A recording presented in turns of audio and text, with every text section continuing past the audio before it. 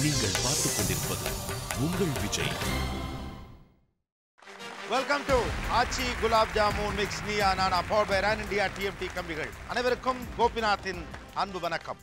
இன்னைக்கு இந்தியா முழுவதும் பரபரப்பாக பேசப்பட்டு கொண்டிருக்கக்கூடிய விஷயம், அறிவுலகில் இல்லது எழுத்தாளர்கள், பிளாக்ல எழுதுறவங்க அண்டு ஒரு ரெண்டு முக்கியமானவங்க சந்திச்சா பேசிக்கிறது, ஆஃபீஸ் காம்ப்ளெக்ஸில், மிடில் கிளாஸில், இப்படி எல்லாரும் பேசி கொண்டிருக்கக்கூடிய ஒரு விஷயம் FDI, ஃபாரின் டைரக்ட் இன்வெஸ்ட்மெண்ட், சில்லறை வர்த்தகத்தில் அந்நிய நேரடி முதலீடு அப்படிங்கிறது.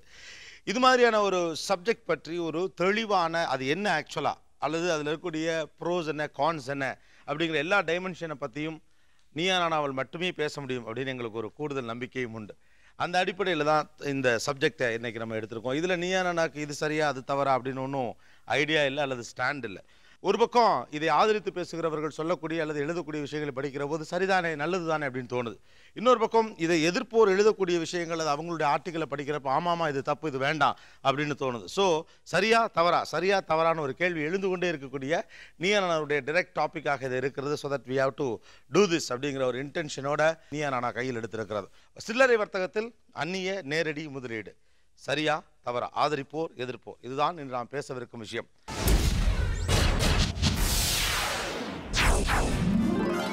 நான் நேராக கேள்விக்கே வந்துடலாம்னு நினைக்கிறேன். இந்த பக்கம் ஆதரிப்போர் அதற்கான காரணங்களை முன்வைக்க விரும்புகிறாங்க, இந்த பக்கம் எதிர்ப்பதற்கான காரணங்களை முன்வைக்க விரும்புகிறாங்க. இந்த சைடே நான் வரேன். இனி சில்லறை வர்த்தகம் என்ன ஆகும்? லிபரலைசேஷனுக்கு அப்புறம் நம்ம நிறைய விஷயங்களுக்கு கதவுகளை திறந்து விட்டோம். ஆனால் ரொம்ப டிபேட் பண்ணி நிறைய ஆர்குமெண்ட்ஸ், நிறைய டிஸ்கஷன்ஸ், ப்ராப்ளம்ஸ், இது எல்லாத்தையும் தாண்டி கடைசியாக எடுக்கப்பட்ட முடிவு தான் இது. பெரிய அளவுக்கு டிஸ்கஷன்ஸ்க்கு அப்புறம் எடுக்கப்பட்ட ஒரு முடிவு தான் இது. இனி சில்லறை வர்த்தகம் என்ன ஆகும்? அதோடைய அழிவுக்கு ஆரம்பமாக்கும் நம்ம இப்ப இன்னைக்கு குறிச்சிட்டு இருக்கோம். அதை பத்தி பேசதான் நம்ம இன்னைக்கு இங்க வந்துட்டு இருக்கோம். அது ரீசன் என்னன்னா, ஒரு சின்ன உதாரணம் எடுக்க விரும்புறேன். லுலு ஸ்டோர்ஸ் துபாயில ரொம்ப கொஞ்சம் வருஷங்களுக்கு முன்னாடி ஆரம்பிச்சாங்க. அப்ப அவங்க கொண்டு வந்த ரூல் என்னன்னா, சின்ன சின்ன கடைகள் இருக்க கூடாது, நீங்க லுலுல இருந்து தான் வாங்கணும் அப்படின்னு ஒரு இது கொண்டு வந்தாங்க. அதனால என்ன ஆச்சுன்னா, நிறைய சின்ன சின்ன கடைகள் அழியப்பட்ட போகுது. இதே சிச்சுவேஷன் தான் நம்மளுக்கும் இன்னைக்கு இங்க வரப்போகுது. சின்ன சின்ன கடைகள் அது அழியறதுக்கான பெரிய ஒரு ஆரம்பம் நம்ம இங்க குடிக்கிறோம். இதுக்கு நிறைய உதாரணங்கள் ஆல்ரெடி. சிறு வணிகங்கள் பெரிய அளவுக்கு பாதிக்கப்படும், பெரிய தலைகள் முதலைகள் அதை முழுங்கும்னு சொல்றீங்க. வேற இதுல பாத்தீங்கன்னு சொன்னா, யுஎஸ்லயே நியூயார்க் சிட்டிலேயே வால்மார்ட்டை ஓபன் பண்ண விடல. அங்க இருக்கக்கூடிய அன்எத்திக்கல் லேபர் பிராக்டிசஸ், அங்க இருக்கக்கூடிய ட்ரேடு, அங்க இருக்கக்கூடிய அந்த வணிகர்களை அவங்கள அலோவ் பண்ணல. இது மாதிரி இன்ஃபியூசிங் கேபிட்டல் இந்தியாவுக்கு வரும்போது சில்லறை வணிகத்தில் இருக்கக்கூடிய நிறைய ஏகப்பட்ட கிட்டத்தட்ட 7 கோடி பேர் இருக்காங்க சில்லறை வணிகத்தில். மொத்தமாக அவர்களுக்கு பாதிக்கப்படக்கூடிய சூழ்நிலை என்பது முழுமையாக இந்தியாவில் இன்னைக்கு உருவாகும். ஓகே, வேறு நான் ஒரு 10 வரைக்கும் படிச்சிருக்கேன். என்னால் அடுத்து என்ன பண்றேன்னா, ஒரு பெட்டி கடையோ இல்லை ஏதோ வச்சு பொழைச்சிப்பேன். ஆனா இனிமேல் அது வச்சு முடியாது. அவங்க கையில பைசா இருக்குது, ப்ரொமோஷன் இருக்கு, மீடியா இருக்கு, எல்லாமே பண்ணுவாங்க. They have power, they have money and they have everything. 10,000 20,000 கொண்டு இனிமேல் யாரும் பெட்டி கடை ஆரம்பிக்க முடியாது. சில்லறை வர்த்தகம் என்ன ஆகும்? இப்போ நீங்களே ஒரு இடத்துல பர்ச்சேஸ் பண்ண போகிறீங்கன்னா, எங்கே விலை கம்மியாக இருக்குது, எங்கே உங்களுக்கு தேவையான பொருளை ஈஸியாக செலக்ட் பண்ணி வாங்க முடியும் அப்படிங்கிற இடத்த நீங்கள் செலக்ட் பண்ணுவீங்க. அப்படிங்கிறப்போ உங்கள் தெருமுனையில் இருக்கிற ஒரு கடையில் ஒரு சோப்பு 2 சோப்பு வாங்குவீங்க.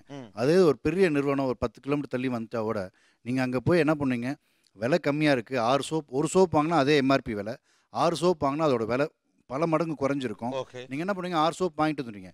இந்த ப்ராக்சிமிட்டிங்கிற காரணத்தினால இந்த பக்கத்து கடைக்கு போக வேண்டிய வாய்ப்பு குறைஞ்சிக்கிட்டே இருக்கும். இதனால் என்ன ஆகும், அவனோட வியாபாரம் குறையும். அந்த நேரத்தில் அவனோட வருமானம் என்ன ஆகும், அவனோட முதலீடு என்ன ஆகும், அவன் என்ன ஆகும். இப்போ அந்த குடும்பங்களுக்கு எந்த வகையான வேறு ஸ்கில்லும் கிடையாது. அப்பாவும் வேலை பார்ப்பார், மகனும் வேலை பார்ப்பான், மகன் காலேஜோ ஸ்கூல் போயிட்டு நைட்டு வேலை பார்ப்பான், அந்த குழந்தைங்களும் வேலை பார்த்துட்டு இருக்குங்க. அவங்களுடைய காம்படிட்டிவ் பிரைஸோட நம்ம சிறு வணிகர்களால் காம்பீட் பண்ண முடியாத நிலைமை ஏற்படுறதுனால உங்களோட தொழில் நசுங்கிவிடும். இதான் பாயிண்ட். ஏன் பாதிக்கப்படும் நினைக்கிறீங்க? அவ்வளோதான். இன்றைக்கி அந்நிய முதலீடு தான் நம்ம நாட்டிற்கு எல்லா வெடிவுன்னு சொல்கிறாங்க. ஆனால் சில்லறை வர்த்தகத்தில் அந்நிய முதலீடு அனுமதிச்சாச்சுன்னா மிகப்பெரிய விளைவுகளை அது இந்திய நாட்டில் ஏற்படுத்தும். அதுக்கு ஒரு காரணம், இங்கே வரக்கூடிய கம்பெனிகளான வால்மார்ட் போன்றவர்களுடைய பணபலம். கிட்டத்தட்ட வால்மார்ட் ஒரு ஆண்டு செய்கிற வணிகம் என்பது $417 பில்லியன் அளவுக்கு வணிகம் செய்யுது. இந்தியாவில் இருக்கின்ற மொத்த சில்லறை வணிகர்கள் 4 கோடி பேரும் சேர்ந்து செய்கிற வணிகமே $433 பில்லியன் தான். இவ்வளவு பெரிய பகாசுரனை உள்ள விட்ட பிறகு இந்த 4 கோடி பேரும் அவனோட போட்டி போடணும் அப்படின்னு சொல்லி ஒரு ஏற்படுத்தியாச்சுன்னா, இந்த 4 கோடி பேரால் அவர்களோடு போட்டி போடவும் முடியாது. என்ன ஆகும்னா, ஏற்கனவே என்ரான் நிறுவனம் என்ற ஒரு நிறுவனத்தை மின்சார உற்பத்திக்காக இந்தியாவில் அனுமதிச்சாங்க. மகாராஷ்டிரா மாநிலம் தாபோல் என்கிற இடத்தில். கிட்டத்தட்ட இந்தியாவிற்கு வந்த அந்த நிறுவனம் 5 ஆண்டுகள் தங்கள் கடையை கட்டிவிட்டு ஓடிவிட்டார்கள். இங்க மட்டும் கடையை கட்டிட்டு ஓடல அவங்க, எல்லா இடத்துலயும் கம்பெனி விழுந்து போச்சு. ஆமா, அதே மாதிரி அப்படி இங்க நம்ம கம்பெனிஸ் நிறைய விழுந்திருக்கு. அதே மாதிரி இதெல்லாமே அதாவது யூகத்தின் அடிப்படையில் எதே நம்ம பேசிட முடியாது. நம்ம இதெல்லாம் நம்ம படித்த விஷயங்களே நம்ம பேசுறோம். இதை தாண்டி தனி மனிதனாக நீங்கள் அந்நிய நேரடி முதலீடு சில்லறை வர்த்தகத்துக்குள்ள வரக்கூடாதுன்னு ஏன் நினைக்கிறீங்க? விளைகிற இடத்துல இருந்து உற்பத்தி செய்யப்படுகிற இடத்துல இருந்து மொத்தமாக அவர்கள் அதை வாங்கி விடுகின்ற பின்னணியில் வேறு எந்த வியாபாரியும் அதை வாங்கி விற்பதற்கான பொருள் கிடைக்காத நிலைமை ஏற்படும். பல்க் பர்ச்சேஸ் பண்ணிடுவாங்க அவங்க. எஸ். அப்போ அவங்க என்ன பண்ணுவாங்கன்னா, இப்படி பல்க் பர்ச்சேஸ் பண்ணதை கொஞ்சம் விலை குறைச்சி விற்பாங்க. அப்போ என்ன ஆகும்னா, அதோட சில்லறை வணிகர்கள் பொருள் கிடைக்காது, கிடைச்ச பொருளை விற்கணுன்னாலும் அந்த விலைக்கு விற்க முடியாது. கொஞ்சம் கொஞ்சமாக இவர்கள் கடையை மூட வேண்டும். மூடிய பிறகு அவர்கள் என்ன விலை சொல்கிறாங்களோ அந்த விலைக்குத்தான் மக்கள் வாங்க வேண்டிய தேவை வரும். அது மட்டுமல்ல, இன்னைக்கு உற்பத்தி ஆகிற இடத்துலேருந்து அந்த வெளிநாட்டு கம்பெனிகள் வாங்குகிற பொருள் கூட எந்த நாட்டில் இதை விட கம்மியாக கிடைக்கும் நினைக்கிறாங்களோ அந்த நாட்டிலேருந்து அதை வாங்கிட்டு வந்துடுவாங்க. அப்போ இந்த நாட்டில் உற்பத்தியும் பாதிக்கப்படும், விவசாய உற்பத்தியும் பாதிக்கப்படும். ஒரு கட்டத்துக்கு மேலே அவங்க வைக்கிறதா ரேட்டு ஆகி போயிடும் பயப்படுறீங்க. ஓகே, வேற ஒரே காரணம் தான் சார், போட்டிட்டு நாங்கள் வந்து வியாபாரம் பண்ணி அவங்ககிட்ட நாங்கள் ஜெயிக்க முடியாது. ஏன்னாக்கா வந்து இன்னைக்கு அவங்க கிட்ட கொடுக்கப்படுற முதலீடு வந்து அந்நிய முதலீடு வந்து பெரும் முதலாளிங்க. அவங்க வளர்ந்த நாடுகள்லேருந்து வரக்கூடிய முதலாளிங்க. நாங்கள் வந்து சிறு வணிகர்கள். எங்களால் வந்து அவங்க கூட வந்து சரிக்கு சமமாக நாங்கள் வந்து போட்டியிட முடியாது. எஸ். நான் வந்து கோயம்பேடு மார்க்கெட்டில் சிறு வியாபாரம் பண்ணுறேன் சார். எனக்கு வந்து 15 வருஷமாக நான் பண்ணிட்டு இருக்கேன். எனக்குன்ட்டு சில கஸ்டமர்ஸை நான் உருவாக்கி வச்சுருக்கேன் இந்த 15 வருஷ கஷ்டத்தில். இப்படி இருக்க சொல்ல நாங்கள் 15 வருஷமாக கஷ்டப்பட்டு உருவாக்குன இந்த கஸ்டமர்ஸை இழக்க நேருது. நான் வந்து ஒரு பிகாம் கிராஜுவேட்டுன்னா கூட அரசாங்க ஊதியத்தை எதிர்பார்க்காம சுய தொழில் செய்யணும்னு ஆசைப்பட்டேன். அப்போ என்னுடைய முதலீடு இல்லை, சிறு வியாபாரம் என்னுடைய தந்தையுடைய தொழில் அது. அதனால அந்த சிறு வியாபாரத்தை வச்சு கடவுள் புண்ணியத்தில் இன்னைக்கு 4 பேருக்கு வேலை கொடுக்குற அளவுக்கு ஓரளவுக்கு இருக்கிறேன். அப்படி இருக்கும் பட்சத்தில் என்னுடைய கஸ்டமர்லாம் அங்கே போயிட்ட பிறகு நான் என்ன பண்ண முடியும்? இது ஒரு சைடு. ஆனால் இன்னொரு சைடு நான் உங்ககிட்ட கேட்க விரும்புறது, இப்பொழுது சிறு வணிகம் என்பது எப்படி நடந்து கொண்டிருக்கிறோம்? What is your view? இல்லை, நம்ம மளிகை கடையில் பார்த்தீங்கன்னா குறையெல்லாம் எதுவுமே கிடையாது. என்னன்னா, நம்ம மளிகை கடை பார்த்தீங்கன்னா நம்மளோட அன்றாட தேவைகளுக்கு வந்து பூர்த்தி பண்ணிட்டு இருக்கு. சரி, நமக்கு என்ன ஒரு நாளைக்கு தேவையோ, நம்ம சமைக்க போகிறோம், திடீர்னு ஒரு இது கடுகு இல்லை, ஒரு 4 நாள் கடுகு இல்லை, இல்லை ₹1 என்னமோ கடுகு இல்லைன்னா போய் ஒரு 2 நிமிஷத்தில் போனோமா வாங்கிட்டு வந்தோமா நம்மளால வந்து ஜமாளிக்க முடியும். நம்மளோட அன்றாட தேவைகளை பூர்த்தி செய்யறதுக்கு தான் நம்மளோட மளிகை கடைகள் எல்லாமே வந்து நமக்கு ஹெல்ப் பண்ணிட்டு இருக்கு. இதுதான் வந்து மளிகை கடையோட ஸ்டாண்ட், நம்மளோட இந்தியாவில் இருக்க ஸ்டாண்டு. Good point. அவர் எப்படி வேணாம்னு சொல்லிடல, மளிகை கடைகள் நல்லா தான் இருக்குன்னு சொல்றாரு. அவர் அடிக்கிறப்ப அவர் ஏறி அடிப்பார். இப்ப இருக்கக்கூடிய இந்த சில்லறை வர்த்தகத்தில் என்ன குறை கண்டீர்கள்? நம்ம எங்க ஏரியா கிராமங்களில் பார்த்தீங்கன்னா அவங்க வந்து இருக்க மளிகை கடைகளில் வந்து அவங்களாவே வந்து தயிர் இந்த மாதிரிலாம் தயாரித்து விற்கிறாங்க. அதெல்லாம் சரியானதா இல்லை. நம்ம இப்போ பெரிய பெரிய கடைகளுக்கு போகும்போது வந்து பிராண்டட் ஐட்டம் எல்லாமே எக்ஸ்பைரி டேட் என்ன அப்படின்றத போட்டிருப்பான். இன்றைக்கி இது சரியாக இருக்கான்னு பார்த்து வாங்கலாம். ஆனால் இப்போ எங்கள் வீட்டு பக்கத்தில் இருக்க கடைகளில் வந்து எனக்கு தெரிஞ்ச கடைகளிலே வந்து அவங்களாவே ஒரு பிளாஸ்டிக் டப்பா எடுத்துக்கிறாங்க. அது அவங்களா தயிர் தயாரித்து அதில் போட்டு ஒரு ₹7 ₹8 சொல்லி விற்கிறாங்க. அது வந்து சரியானதாக இருக்கிறது இல்லை. இப்போ வந்து உங்கள் பக்கத்து கடையில் இருக்கக்கூடிய தயிர் எப்போ செஞ்சதுன்னு தெரியல, அதனால் எக்ஸ்பைரி டேட் இருக்கக்கூடிய பெருநிறுவனத்துலேருந்து வாங்குறதா பெட்டர் நினைக்கிறீங்க? எஸ் சார், அது வந்து சரியானதாக இருக்கும்ல. ஏன்னா எக்ஸ்பைரி டேட் இந்த தேதிக்கு முன்னாடி இருக்குது, எனக்கு 3 மாதம் கழிச்சு அது நல்லா இல்லாமல் போயிடும் அப்படின்னு சொன்னால் நான் 3 மாதத்துக்கு முன்னாடி வாங்கிட்டு போயிடுவேன். சார், இப்படி இருக்க கடைகளில் பொருளை வாங்கித்தான் இத்தனை காலமாக இந்தியாவில் மனிதர்கள் வாழ்ந்து கொண்டிருக்கிறோம், வளர்ந்து கொண்டிருக்கிறோம், செயல்பட்டுக்கிட்டு இருக்கிறோம். இன்னும் குவாலிட்டியானது கிடைக்கும் போது, அதாவது அஸ் அ கன்சியூமர் வந்து எனக்கு குவாலிட்டியான பொருள் வந்து குறைச்ச விலையில் கிடைக்கிறப்ப அதை வாங்கிக்கிறது என்ன ஒரு உரிமை. அதில் என்ன தப்பு இருக்குது? பெரிய கடைகள் வரும்போது வந்து குவாலிட்டியான பொருட்கள் குறைச்ச விலையில் கிடைக்கும், அதை நான் வாங்கிக்கிறது என்னோட உரிமை. பணத்தை வச்சிருக்கேன், நான் எதை வாங்கணும், எந்த பைசால வாங்கணுன்றதை நான் தான் முடிவு பண்ணணும். நீங்கள் ஒரு கல்யாணம் பண்ணுறீங்கன்னு வச்சுங்களேன். கல்யாணம் பண்ணி உங்கள் ஒய்ஃப் வந்து ஒரு டீச்சருக்கு படிச்சிருக்காப்புல, அவங்களுக்கு ஒரு வேலை கிடைக்குது, கவர்மெண்ட் வேலை ஒன்று கிடைக்குது, ப்ரைவேட் ஸ்கூலில் ஒரு வேலை கிடைக்குது. எங்கே வேலைக்கு அனுப்புவீங்க? கவர்மெண்ட் ஸ்கூல்லே வேலை கிடைக்குது, ப்ரைவேட் ஸ்கூல்லே வேலை கிடைக்குது. ரைட்டா? சாதாரண பள்ளிக்கூடம் தான் கவர்மெண்ட் ஸ்கூலு, இன்னொன்று ப்ரைவேட், பெரிய பார்ஷான ப்ரைவேட் பள்ளிக்கூடம். வெளியில் கார்டன் இருக்கும், ஏசிலாம் இருக்கும், பிரின்சிபல் சிவப்பாக இருப்பார், ஸ்விம்மிங் கற்று தருவாங்க, குதிரை ஏற்றம்லாம் இருக்கும். இல்லை சார், எங்கே வேலைக்கு அனுப்புவீங்க? கவர்மெண்ட் ஸ்கூலுக்கு தான் சார். ஏன் சார்? ஆக பார்ஷா இருக்க இதை விட ஏசி இல்லாத ஜன்னலை திறந்து காற்று வச்சுக்கிட்டு ட்ரெயின் ஃபேன் ஓடுற கவர்மெண்ட் ஸ்கூலில் தர்ற கேரண்டியை இந்த பளபளப்பான இந்த ப்ரைவேட் ஸ்கூல் தராதுன்னு உங்கள் மனசுக்கு தெரியுது. தெரியுது. இதுக்கு மேலே நான் ஒன்றுமே ஒப்பீனியன்ஸ் இல்லை. எதில் எனக்கு வந்து குறைச்சலான விலைக்கு தரமான பொருள்கள், நல்ல அடையாளம் இடப்பட்ட பொருள்கள், இப்போ இதோட காலாவதி ஆகி போச்சு, காலாவதி ஆகலை, இது தரத்துக்கு நாங்கள் வந்து பொறுப்பு, இதுக்கு கூடுதல் டிஸ்கவுண்ட் தர்றோம் இப்படிங்கிறது மாதிரி வந்து தரும்போது அவங்ககிட்ட வாங்குறது வந்து என்ன தப்பு? அப்படி வாங்குறதுக்கான ஒரு வாய்ப்பு இருக்கும்போது அதை பயன்படுத்தணும்னு நான் நினைக்கிறது வந்து என்ன தப்பு? இவங்க நம்ம நாட்டை சேர்ந்தவங்க, நம்ம வீட்டுக்கு பக்கத்தில் நிறைய கடை வச்சுருக்காங்க, அதனால இவங்ககிட்ட வந்து கூடுதலாக விலை கொடுத்து நம்ம வாங்கணுங்கிறது எனக்கு என்ன தலையெழுத்து? அது எனக்கு தேவையில்லையே. சிறுவணிகம் தரக்கூடிய பொருள்கள் தரமானதாக இல்லைன்றது தான் என்னுடைய அபிப்பிராயம். எப்படி சொல்றீங்க? சிறுவணிகம் கொடுக்கக்கூடிய பொருள் தரமான இல்லைங்கிறதுக்கு உங்கள்கிட்ட என்ன எந்த முகாந்திரத்தில் அவங்க அதை ஒரு தரமான முறையில் வாங்கி அதை தரமான முறையில் அதை பிரித்து அதை அவங்க சேல்ஸ் பண்ணுறது இல்லை. பெரிய வணிகர்கள் பண்ணுற அளவுக்கு அவங்க பண்ணுறது இல்லை. அவங்களுடைய ப்ராடக்ட்ஸ் வந்து கலப்படம் உள்ளதாகவும் பொருள்களில் தரம் குறைவாக இருக்கிறது என்பது தான் உண்மை. நம்ம வீட்டில் அம்மா போய் அரிசி வாங்க போனாங்கன்னா அரிசி ஒரு 10 மூடையில் இருக்கும். உள்ளே கையை விட்டு எடுத்து பார்த்து கணக்கு பார்த்து தான் வாங்குவாங்க. அப்போ அந்த மாதிரி கையை விட்டு பார்க்கும்போது அந்த குவாலிட்டி இல்லைன்னா கண்டிப்பாக வாங்க மாட்டாங்க. 4 தான் வாங்கி பார்ப்பாங்க. அரிசி வேலைன்னு வச்சுங்க, அடுத்த கடைக்கு போயிடுவாங்க. கலப்படம் பண்ணியிருந்தாங்கன்னா திரும்பி அந்த கடைக்கு எட்டி போக மாட்டோம். சார் நம்ம போகவே மாட்டோம். நம்ம 30-40 வருஷமா அங்கே கடன் எடுத்துகிட்டு இருக்கு. அவன் நம்பிக்கையின் பேல தான் அங்கே உட்காந்துருக்கான். ஏன்னா அது ஒரு நாளில் உண்டாக்குன கடையாக இருக்காது. 10-20 வருஷம் அந்த நம்பிக்கையை கொடுத்துருக்கான், குவாலிட்டியை கொடுத்துருக்கான், தரத்தை கொடுத்துருக்கான்.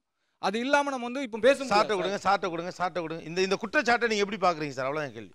நான் ஒரு தகவலை மட்டும் சொல்கிறேன். சில நாட்களுக்கு முன்னால் சென்னையில் சில கடைகளில் ரெய்டு நடத்தப்பட்டது. அதில் பூரா காலாவதி ஆகி போன மருந்துகள் புதிய லேபிள் ஒட்டப்பட்டு, அது புதிய தேதி ஒட்டப்பட்டு விற்பனைக்கு வைக்கப்பட்டிருந்தன. சுகாதாரத்துறையினர் மிக சரியாக ஆய்வு நடத்தி சோதனை நடத்தி அவற்றை கைப்பற்றினார்கள். அவர்களுக்கு மேல் வழக்கு தொடரப்பட்டிருக்கிறது. அந்த நிறுவனங்கள் எல்லாம் எங்கேயோ சாலை ஓரத்தில் அல்லது தெரு நடைமேடையில் வைக்கப்பட்டிருக்கிற சிறு மருந்து கடைகள் அல்ல. நான் பெயரை குறிப்பிட விரும்பவில்லை. பெரிய பெரிய வளாகங்களை வைத்து கொண்டிருக்கிற நிறுவனங்கள் அந்த கடைகள் நடத்தி கொண்டிருக்கிறார்கள். சிறு வணிகர்கள் மட்டும்தான் கலப்படம் செய்கிறார்கள் என்று சொல்லவில்லை, எல்லாரும் செய்கிறார்கள். ஃபாரின் டைரக்ட் இன்வெஸ்ட்மெண்ட் உள்ளே வந்தால் என்ன நடக்கும்? ஆபத்துங்கிறது ஒரு தரப்பு, பிரச்சனை இல்லைங்கிறது மறுதரப்பு. எது உண்மை? பேசுவோம் ஒரு சிறிய இடைவேளைக்கு பிறகு. ஆச்சி gulab jamun mix Neeya Naana powered by Ran India TMT கம்பிகள். ஸ்டேட்யோ. நீங்கள் பார்த்துக் கொண்டிருப்பது உங்கள் Vijay. Welcome back to Aachi gulab jamun mix Neeya Naana powered by Ran India TMT கம்பிகள். எல்லா விஷயங்களையும் அலசக்கூடிய நீயா நானா இன்றைக்கு பேசிக்கொண்டிருப்பது இந்தியாவினுடைய மிக முக்கியமான பிரச்சனையாக எல்லாராலும் பேசப்பட்டு கொண்டிருக்கக்கூடிய விஷயம். இது குறித்த ஒரு புரிதலை ஏற்படுத்த வேண்டும் என்கிற காரணத்தினால் ஹூஸ் ஆஃப் தமிழ்நாடு இந்த பர்டிகுலர் சப்ஜெக்ட் எஃப்டிஐ என்கிற விஷயம் குறித்து பேசுவதற்கான அலசுவதற்கான சரியான நபர்களோடு பேசிக்கொண்டிருக்கிறோம். தொடரலாம். இப்போது இருக்கக்கூடிய சில்லறை வர்த்தகத்தினுடைய தரத்தில் என்ன குறையை நீங்கள் காணுகிறீர்கள்? whether it is customer service or relationship management, quality. நான் எதுக்கு இதை கேட்குறேன் அப்படின்னா, ஒரு விஷயம் வேண்டாம் அப்படின்னு நம்ம சொல்கிறோம்னா ஏதோ ஒன்று இருக்குதானே, அது என்னன்னு தெரிஞ்சுக்கோங்கிறதுக்காக தான் கேட்குறேன் நான். இப்போ எங்கள் வீட்டுக்கு பக்கத்தில் வந்து நான் காய் வாங்கினா அதுக்கு ஒரு விலை வந்து கொடுக்குறேன். ஓகே. ஏன்னா அவர் உழவர் சந்தையிலேருந்து வாங்கிட்டு வந்து விற்கிறேன்னு சொல்கிறாரு. சரி. அதே இது நான் உழவர் சந்தைக்கு போனேனாக்கா அதுக்கு ஒரு விலை வந்து நான் வந்து கொடுக்குறேன். சரி. அதனால இவர் எவ்வளவு ஒரு நாள் வந்து வாங்கிட்டு இன்னொரு நாள் உழவர் சந்தையில் வாங்கும்போது குறைச்ச விலைக்கு வந்து வாங்கும்போது இவர் எவ்வளவு தான் என்னை ஏமாத்தினாரோ, இப்படி எவ்வளவு நாள் ஏமாத்திக்கிட்டு இருக்காரோங்கிற அந்த உள்ளுணர்வோட நான் வாங்க வேண்டியதா. அந்த உணர்வு. ஆனா இதே நேரத்துல 2 ஆப்ஷன் இருக்குல்ல. இப்ப ஒண்ணு நீங்க உழவர் சந்தையிலையும் வாங்கிக்கலாம், இல்லைன்னா உங்க வீட்டுக்கு பக்கத்துல இருக்கிறவர்கிட்ட வாங்கிக்கலாம். ஆமா. ஆப்ஷன் 2 இருக்குல்ல. ஆமா. ஆனா பின்னால் அந்த 2 ஆப்ஷன் இல்லாம ஒரு ஆப்ஷன் தானே இருக்கும். கட்டாயமா அப்படி வந்து இருக்காது. ஏன்னா நம்ம நாட்டில் இருக்கக்கூடிய மொத்த டவுன் வந்து 1235 டவுன்னு சொல்லி சொன்னாரு. 55 டவுன் தான் வந்து 10 லட்சம் பேருக்கு மேல ஜனத்தொகையை கொண்டிருக்கக்கூடியது. அந்த 55 டவுன்ல தான் வந்து இவங்க கொண்டு வர முடியுங்கிறது தான் வந்து இப்ப போட்டிருக்க ஒப்பந்தத்தினுடைய அடிப்படை. இப்ப அவங்க அறிவிச்சிருக்கக்கூடிய அந்த விஷயத்தினுடைய அடிப்படை 10 லட்சத்துக்கு மேல மக்கள் தொகை இருக்கணும். மக்கள் தொகை இருக்கக்கூடிய 55 நகரங்கள்ல தான் இது வர்றதுக்கான அது குறைச்சலா விக்குதுங்கிறதுனால கிராமத்துல இருக்கிறவன் வந்து நகரத்துக்கு வந்து பஸ் ஏறி போய் அங்க போய் வாங்க போறாங்கிறது வந்து ஃபார் ஃபெச்டு இமேஜினேஷன். இது ரொம்ப ஃபார் ஃபெச்டு இமேஜினேஷன். எப்பொழுதுமே உடனடி விளைவு என்பது ஒன்று இருக்கும், நீண்டகால விளைவு என்பது ஒன்று இருக்கும். இரண்டையும் மனதில் கொண்டு தான் எந்த ஒரு பிரச்சனையும் அணுக வேண்டும். அதுதான் அறிவியல் பூர்வமான அணுகுமுறையாகவும் இருக்கும். உடனே எனக்கு பாதிப்பு வருதா இல்லையான்னு பார்த்தா வராமல் கூட இருக்கலாம். ஆனால் நடைமுறையில் பல பாதிப்புகள் படிப்படியாக வரும். அவர் சின்ன எடுத்துக்காட்டு சொல்ல விரும்புகிறேன்.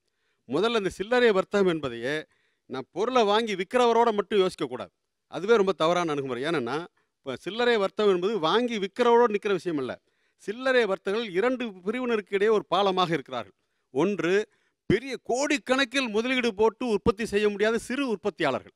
அவருடைய ப்ராடக்ட்ஸ், அவருடைய பொருள்கள், அவர்கள் வந்து பெரிய பெரிய பிளாசாக்களில் போய் அவங்களால் ஒரு சரக்கை கொடுக்க முடியாது. அவங்க கேட்குற விலைக்கெல்லாம் கொடுத்து விற்க முடியாது. எனவே அவர்களுடைய ப்ராடக்ட்ஸ் இந்த சிறு வியாபாரிகள் வாங்குறாங்க. அடுத்து எளிய மக்கள், நடுத்தர மக்கத்திலே கீழ்த்தட்டில் இருக்கிறவங்க, அப்புறம் ரொம்ப எளிய மக்கள், அவர்களும் இந்த பிளாசாக்கள் நுழையிறதுக்கே காசு கேட்பாங்க போல இருக்க அப்படின்னு நினைக்கிற அந்த வளாகத்துக்குள்ள அவங்க நுழைய முடியாது. அவர்களுக்கும் இந்த சிறு வியாபாரிகள்ட்ட தான் வருவாங்க. எனவே இந்த சிறு வர்த்தகர்கள் என்பவர்கள் இந்த இரு தரப்பிற்குமான அருமையான ஒரு உறவு பாலத்தை அமைத்து கொண்டிருக்கிறார்கள். என்னுடைய சரக்கு விற்குது, என்னுடைய சாதாரண ப்ரொடியூசர், நான் என்னுடைய சரக்கு விற்குது, அவர் ஒரு சாதாரண கன்சியூமர், அவருக்கு வந்து என்னுடைய பொருள் கிடைக்குது. இப்படிப்பட்ட உறவு பாலத்தை அமைத்து கொண்டிருக்கிற இவருக்கு இப்போ நான் வால்மார்ட் நுழையும் போது உடனடியாக எல்லா கடையும் இழுத்து மூடிட்டு போயிட மாட்டாங்க. அவங்களும் தாக்கு பிடிச்சிட்டு தான் இருப்பாங்க. ஆனால் படிப்படியாக அவருடைய முதலீட்டு பலத்தோடு வரும்போது, விளம்பர பலத்தோடு வரும்போது, அதுவும் பிராண்ட் கான்சியஸ்னஸ் என்பது திட்டமிட்டு உருவாக்கப்படுகிறது. தொலைக்காட்சிகள் மூலமாக, இன்னும் பல்வேறு ஊடகங்கள் மூலமாக, விளம்பரங்கள் மூலமாக பிராண்ட் கான்சியஸ்னஸ் என்பது உருவாக்கப்படுகிறது. தரத்தை பற்றி இல்லை, அதில் எந்த நடிகர் மூலமாக, எந்த நடிகை மூலமாக, எந்த கிரிக்கெட் நட்சத்திரம் மூலமாக அந்த பொருள் என்னால் தலையில் திணிக்கப்படும் என்பதை ஒட்டி அந்த பிராண்ட் கான்சியஸ் உருவாக்கப்படுகிற போது இந்த சிறு உற்பத்தியாளர்கள் காணாமல் போயிடுவாங்க. இவரை நம்பி இருக்கிற அந்த சிறு வியாபாரிகள் அவரும் காணாமல் போயிடுவார்கள். அந்த மக்கள் அந்த பெரிய விலையை கொடுத்து அந்த பொருளை வாங்க வேண்டிய நிலைமைக்கு ஆளாவார்கள். இப்போ குறிப்பாக வந்து ஒட்டன் சத்திரத்துக்கு பக்கத்தில் வந்து சில கிராமங்கள் இருக்குது. அங்கே வந்து தக்காளி விவசாயம் பண்ணுறாங்க. ஆனால் அங்கே தக்காளி விவசாயம் பண்ணுறத பூரா வந்து அந்த ஊரில் இருக்கிற கடையிலேயே கொண்டு போய் வந்து விற்கிறதுங்கிறது சாத்தியம் இல்லை. ஏன்னா அது எல்லாத்தையும் வந்து அங்கே இருக்கிற மக்கள் வாங்கி பயன்படுத்த முடியாது. அவங்க பக்கத்தில் இருக்கக்கூடிய ஒட்டன் சத்திரத்துக்கு வந்து கொண்டு வந்துக்கிட்டு இருந்தாங்க. அப்படி கொண்டு வரும்போது வந்து அவங்க என்ன செஞ்சாங்கன்னு சொல்லி சொன்னால், ஒரு 5 கூட ஒருத்தர் தக்காளி எடுத்துகிட்டு வர்றாருனாக்க காலையில் பஸ்ஸை பிடிச்சி அவர் ஏறி வந்து சாயந்தரம் கமிஷன் கடையில் ஏலம் போடுற வரைக்கும் வந்து அங்கே இருந்து மத்தியானம் சாப்பிட்டு அந்த 5 கூடையை விற்றுட்டு வரும்போது வந்து அவர் அந்த தக்காளி பழம் பறிக்கிறதுக்கு இவர் கொண்டு வந்ததுக்கு மத்தியானம் சாப்பிட்டதுக்கு எல்லாம் கணக்கு பண்ணாக்க அவருக்கு ஒன்றுமே இருக்காது. ஆனால் இப்போ ரிலையன்ஸ் வந்து அங்கே வந்து நேரடியாக பர்ச்சேஸ் பண்ணாங்க. ரிலையன்ஸ் பர்ச்சேஸ் பண்ணும்போது அங்கே இருக்கிற விவசாயிகளை பார்த்து, நீங்கள் வந்து ஒரு நாளைக்கு எவ்வளவு வந்து தர முடியும் ஒரு நாளைக்கு அப்படின்னு சொல்லிட்டு வந்து கேட்டாங்க. என்னால் 15 கூட தர முடியும். அப்போ 15 கூட நீங்களே தரணும், இல்லாட்டி வேறவங்ககிட்ட வாங்கினாச்சும் தரணும் அப்படின்னு சொல்லி சொன்னாங்க. வாங்கி தர முடியும்னு சொல்லி சொன்னோன்னா அவங்களுடைய சொந்த வாகனத்தை கொண்டு வந்து அவங்க வந்து ஏற்றிட்டு போகிறாங்க. ஒரு வாரத்தில் விற்கக்கூடிய விலைங்கிறது இருக்குல்ல, அந்த விலையினுடைய ஆவரேஜை வச்சு வார கடைசியில் அவங்களுக்கு வந்து செட்டில் பண்ணிடுறாங்க. அதனால அவங்களுக்கு கிடைக்கக்கூடிய பலன் என்னன்னு வந்து பார்த்தா, முன்னாடி வந்து 1 ரூபாய்க்கு இவங்க தக்காளியை வந்து கொடுத்தாங்கன்னு சொல்லி சொன்னால் அது மார்க்கெட்டில் 3 ரூபாய்க்கு விற்கும். இப்போ 3 ரூபாய்க்கு விற்கிற தக்காளிக்கு அவங்களுக்கு 2 ரூபா கிடைக்குது. அப்ப விவசாயிகளுக்கு வந்து அது சாதகமானதா வந்து இருக்கு. அதனால வந்து விவசாயிகளுக்கும் சிறு வணிகர்களுக்கும் பாலம் மாதிரி ஒரு உறவு நிலவுங்கிறது ஐயாவுடைய மனவியல் ரீதியில யதார்த்தத்தில் இருக்கிறது. ஒரு நிமிஷம், உங்ககிட்ட இப்ப இன்னொரு கேள்வி. நீங்க ரொம்ப கிளியரான ஒரு பெர்ஸ்பெக்டிவ் தான் வைக்கிறீங்க. நீங்க சொல்ற அந்த பெரிய கடைகள்ல இப்ப விலை குறைஞ்சிருக்கா? குறையல. இப்போ நீங்கள் சொல்கிற பெரிய கடைகள் ஒட்டஞ்சத்திரத்தில் நான் இங்கேருந்து கொண்டு போய் 4 கூடையே ஏலத்துக்கு விட்டு இருந்து வாங்கியாந்து லாபம் பண்ண முடியலை. ஆமாம். அடுத்தது இந்திய பெருமுதலாளி கம்பெனி மொத்தமாக வந்து ப்ரொக்யூர் பண்ணிட்டு போய் வித்துச்சு. ஆமாம், ரைட்டா? ஆமாம். மொத்தமாக ப்ரொக்யூர் பண்ணிட்டு போய் விற்கிறப்ப டிரான்ஸ்போர்ட்டேஷன் எக்ஸ்பென்சஸ் ஒவ்வொரு விவசாயம் போகிறதோட கனெக்ட் பண்ணுறப்ப ஒரே வண்டி வருது மிச்சம், லாஜிஸ்டிக்ஸ் எக்ஸ்பென்சஸ் மிச்சம், அப்புறம் மற்றபடியான மேனேஜரியல் எக்ஸ்பென்சஸ் மிச்சம், அப்புறம் வந்து டெப்ரிசியேஷன் லொட்டு லொசுக்கெல்லாம் மிச்சம், அவங்கள்ட்ட குடோனு போக்குவரத்து இருக்குங்கிறதுக்காண்டி அழிவு சுழிவு மிச்சம். இவ்வளவும் மிச்சம்னா பொருளுக்கான விலை கன்சியூமருக்கு குறைஞ்சிருக்கணும்ல. ஆமா. ஏன் குறையல? இல்ல அதே அளவுக்கு சில சமயம் இருந்துச்சு கூட. சரி, இப்ப இருக்கக்கூடிய சிஸ்டம்ல சில்லறை வணிகத்தில் நீங்கள் பார்க்கக்கூடிய கோளாறுகள் என்று எதை பார்க்கிறீர்கள், அல்லது அதனுடைய தரத்தில் என்ன பிழை பார்க்கிறீர்கள்னு கேட்கிறேன். சார், நான் மல்டி பிராண்ட் ஸ்டோர் மளிகை கடை 2த்துக்கும் போயிருக்கேன். மளிகை கடைக்கு போகும்போது எனக்கு என்னென்னா, இப்போ ஒரு 20 ரூபாய் பொருள் இருக்குன்னா அங்கே ஒரு 2 பிராண்ட் தான் இருக்குது. இதே நான் ஒரு சூப்பர் மார்க்கெட் போனால் எனக்கு ஒரு 10 பிராண்ட் இருக்குது. எனக்கு அதாவது ஒரு ஃப்ரீடம் ஆஃப் சாய்ஸ் கொடுக்குது. எனக்கு வந்து ஒரு சூப்பர் மார்க்கெட்டுக்குள்ளே போய் என் கண்ணு முன்னாடி 10 பிராண்ட் இருக்குது, நான் ஒவ்வொன்றா மெதுவாக எடுத்து படிச்சுக்கிட்டு இருப்பேன். எனக்கு அது ஒரு சாட்டிஸ்ஃபேக்ஷன் கிடைக்குது. வெளியில் வரும்போது இதே பொருள் தான் அங்கேயும் வாங்குறேன், பட் அங்கே வந்து எனக்கு அந்த சாட்டிஸ்ஃபேக்ஷன் கிடைக்கிறது இல்லை. தென் இப்போ இருக்கக்கூடிய சில்லறை வர்த்தகத்தில் நீங்கள் பார்க்கக்கூடிய குறை என்ன, அல்லது தரத்தில் இருக்கிற பிரச்சனை என்ன? மனவேதனை உண்டாகுது. அங்கே போகும்போது சைல்டு லேபர் இருக்குது. சிறுவர்கள் 12-13 வயசு பசங்களை சக்கையாக வேலை வாங்குறாங்க. ஆமாம், இதே சூப்பர் மார்க்கெட்டில் நடக்காது, சாத்தியம் இல்லை. இதெல்லாம் ஒத்துக்கவே முடியாது. இல்லை, சார் வாங்க சார் இங்கேருந்து ஒரு 10 கடைக்கு போவோம் சார். போய் பார்ப்போம் எத்தனை கடையில் சைல்ட் லேபர் இருக்கான்னு. இல்ல நான் சொல்ல சிறு நகரங்கள்ல சிறு மளிகை கடைகள், பெரிய நகரங்கள்ல சொல்ல. நான் ஊர் கரூர்ல நான் சின்ன மளிகை கடை எனக்கு சின்ன வயசுல இருந்து பார்த்துருக்க கடைகள் இருக்காங்க. 13-14 வயசு பையன் இருக்கான். சரி ஓகே நான் சொல்றேன். இது ஒரு பாயிண்ட் சார். ரெண்டாவது பாயிண்ட் வந்து பிரைஸ் ஃப்ளக்சுவேட் ஆகுது. இந்தியாவில் வந்து மார்க்கெட் ஃப்ராக்மெண்டட் மார்க்கெட் இந்த ரீட்டைல் மார்க்கெட்டில். முக்கியமாக வந்து மழை பெய்யும் போது அல்லது வெயில் காலத்தில் வந்து திடீர்னு தக்காளி விலை ஏறுது இறங்குது. காரணம் கோல்டு ஸ்டோரேஜ் கிடையாது. சப்ளை செயின் வந்து ரொம்ப வீக்காக இருக்குது. நிறைய காம்ப்ளெக்சிட்டிஸ், நிறைய ஃப்ராக்மெண்டேஷன் இருக்குது. இதெல்லாம் வந்து இதே ஒரு வெஸ்டர்ன் நேஷனில், டெவலப் நேஷனில் வந்து விவசாயம் கார்பரேட் ஃபார்மில் இருக்குது, ரீட்டைலும் கார்பரேட்டில் இருக்கும்போது அங்கே வந்து ப்ரைஸ் ஸ்டெபிலிட்டி இருக்குது. இதெல்லாம் வந்து இந்த சமூக பார்வையிலிருந்து சைல்ட் லேபர், அப்புறம் ப்ரைஸ் ஃப்ளக்சுவேஷன், இப்போ இருக்கக்கூடிய ரீட்டைல் செக்டரை பொறுத்தவரைக்கும் எஸ் உங்களுடைய பாயிண்ட் ஆஃப் வியூ. இப்போ இருக்க மளிகை கடையில் கஸ்டமர் எக்ஸ்பீரியன்ஸே கிடையாது. கஸ்டமர் எக்ஸ்பீரியன்ஸே இல்லை. எப்படி சொல்கிறேன்னா, நீங்கள் கடைக்கு போகிறீங்க, அவர் முதலாளி மாதிரி உங்கள் மேலே உட்காந்துட்டு இருப்பார். ஏங்க 2 கிலோ அரிசி கொடுங்க. இதுதான் வந்து ஒரு உயர்வு தாழ்வே கொண்டு வந்துட்டு இருக்குது. அவரும் வந்து ஒரு சாதாரண ஆள் தான், ஆனா வந்து ஒரு முதலாளி ஸ்தானத்துல உட்காந்துட்டு இருக்கிறாரு. இருங்க தென் மாவட்டத்துல இருந்து இன்னைக்கு வெளியே வந்து உட்கார்ந்து மல்டி மில்லியனர்ஸ் சாதாரண நல்லா இருக்கீங்களான்னு கேட்டா மட்டும் போதாது. அண்ணாச்சி நல்லா இருக்கீங்களா கேட்டா மட்டும் போதாது. ஒரே நிமிஷம். விவசாய வீட்டுல இருந்து தொழிலாளியா இருந்து இன்னைக்கு முதலாளியா உட்கார்ந்துருக்கான். அவனுக்கு தெரியும் கஷ்டம் வலி எல்லாமே தெரியும். உங்களை விட அவன் அதிகமா உங்க ஷூல உட்கார்ந்து பார்க்க. எனக்கு நீங்க மரியாதை கொடுக்கணும்ன்ற அவசியமே கிடையாது. எனக்கு நீங்க மரியாதை கொடுக்கணும்ன்ற அவசியமே இல்லை. என்னுடைய எக்ஸ்பீரியன்ஸ் தான் எனக்கு முக்கியம். நீங்க அண்ணாச்சி நல்லா இருக்கீங்களா, வீட்டில் சௌக்கியமா, ஆட்சி வரலையான்னு கேட்கணும்னு நான் எதிர்பார்க்கவே இல்லை. என்னுடைய கஸ்டமர் எக்ஸ்பீரியன்ஸ் முக்கியம். என்னால் ஒரு இன்ஃபார்ம்டு டிசிஷன் எடுக்க முடியல. என்னால் வந்து ஒரு ஷாப்பிங் காம்ப்ளெக்ஸ்குள்ளே போனால் வந்து 4 பொருளை பார்க்க முடியுது, விலையை பார்க்க முடியுது. அதிலே வந்துட்டு வந்து விலை வந்து ஒரு ப்ராடக்ட்டுக்கு வந்து ஒரு 2 மாதத்துக்கான ஸ்பெஷல் ஆஃபர் இருக்குது. ஆஃபரை என்னால் தேடி எடுக்க முடியுது. நீங்கள் வந்து எங்கள் மேலே புஷ் பண்ணுவீங்க ப்ராடக்டை, ஆனால் வந்து ஒரு மல்டி பிராண்ட் கடையில் புஷ் பண்ண மாட்டான். நான் முடிவு எடுக்கிறேன். சார் மொதல் பாயிண்ட்டு, பெரிய சூப்பர் மார்க்கெட்ஸில் வந்து புஷ் பண்ண மாட்டாங்கன்னு சொல்கிறாங்க. அவங்க புஷ் பண்ணுறது வந்து டைரெக்டாக பண்ண மாட்டாங்க, இன்டெரக்டாக பண்ணுவாங்க. தனக்கு லாபம் அதிகமாக வர ப்ராடக்ட்டை வந்து 5 அடியிலேருந்து 5.25 அடிக்குள்ளே இருக்கிற ரேக்கில் அடுக்குவாங்க. லாபம் கம்மியாக வர ப்ராடக்ட்டை அடியில் வைப்பான், இல்லாட்டி 8வது தூரத்தில் வைப்பான். அதுவே ஒரு புஷ்ஷிங், இன்டைரக்ட் புஷ்ஷிங். அதே மாதிரி லாபம் அதிகமாக வர ப்ராடக்ட்டுக்கு ஸ்கீம்ஸ் கொடுப்பான், அதில் வந்து எக்ஸ்ட்ரா கொடுப்பான். ஒன்று நான் சில பேர் சொன்னாங்க, இப்போ சாய்ஸ் ஆஃப் இது ஃப்ரீடம் ஆஃப் சாய்ஸ் சொன்னாங்க, அத்தனை கடைகள் இருக்குன்னு. ஆனால் அனுபவத்திலேருந்து சிறு வியாபாரிகள் அந்த வட்டாரத்தில் இருக்கிற குடும்பங்களுடைய பொருளாதார நிலை, வாழ்க்கை நிலை பற்றி எந்த பொருளும் அங்கே நிறைய விற்கும், எதை விரும்பி வாங்கணும் அனுபவத்திலேருந்து கற்றுக்கிறார். 10-15 பொருளை வாங்கி போட்டு சில அனலிட்டிக்ஸ் வந்துருச்சு. இப்போ வந்து வால்மார்ட்டும் வந்து கஸ்டமர் பிஹேவியர், கஸ்டமர் பர்ச்சேஸ், அந்த ஏரியாவில் என்ன பொருள் போகும் எல்லாம் அனலிட்டிக்ஸ் வச்சுட்டு டேஷ்போர்டில் ரிப்போர்ட் கொடுத்துட்டு இருக்கிறான். நீங்க தொழில்நுட்பம் மிக எளிமையாயிடுச்சு. தொழில்நுட்பம் மிக எளிமையாக்கி சொல்றீங்க, அவர் வாழ்க்கை அனுபவத்திலிருந்து கத்துக்கிட்டு செய்யறாரு. நம்பர் 2 இருங்க, உங்களால பில் போட்டியா இன்ன வரைக்கும் கொடுக்க முடியல. வரி ஏய்ப்பு செய்யறது யாரு? பெரும் முதலாளிகள் செய்யலாம். ஆனா முழுக்க உங்க கடையில வாங்கினதுக்கான பொருள் வந்து நீங்க மிஞ்சி போனா கடன் கொடுப்பீங்க சார் எங்களுக்கு, அவ்வளவுதாங்க. அது கடன் கொடுத்தா கூட அந்த கடன் கொடுக்கும் போது அந்த பொருளுக்கு நான் நியாய விலை போட மாட்டீங்க. நீங்க கடன் கொடுத்தீங்கன்னா மந்த்லி அக்கௌண்ட் வச்சிருக்கவங்க பாருங்க 2% எக்ஸ்ட்ரா இருக்கும். நீங்க வட்டி கடன் நடத்துறீங்க. இப்போ கடன் இங்கே கொடுக்குறாங்க, அதுக்கு 2% வட்டி போடுறான்னு சொல்கிறாங்களே, அங்கே கிரெடிட் கார்டுங்கிற பேரில் வட்டி ஆகிட்டு போகுது. அங்கே எல்லாம் ஒரே தான். இங்கே வந்து இங்கே ஓப்பனாக சொல்லிடுறாங்க 2% சேர்த்து போட்டுறாங்கன்னு சொல்லிட்டு. அங்கே நீங்கள் வந்து கிரெடிட் கார்டு கொடுத்து வாங்கிறீங்க, 21 நாளில் பே பண்ணலன்னா 2% 10% சேர்த்து கட்டுவீங்க. அது தப்பாக தெரியலையா? இது நீங்கள் உங்கள் பண்ணுறது மட்டும் தான் தப்பா? I don't understand this. இந்த தரப்பில் இருக்கக்கூடியதுன்னா இப்போது இருக்கக்கூடிய சிறு வணிகம் என்பது கஸ்டமர் சாட்டிஸ்ஃபேக்ஷனை தரல, சாய்ஸ் ஃப்ரீடம் ஆஃப் சாய்ஸை தரல. ரெண்டாவது அது முறைப்படுத்தப்பட்டதாக இல்லை, ஒரு ஆர்கனைஸ்டு செக்டராகவும் இல்லை.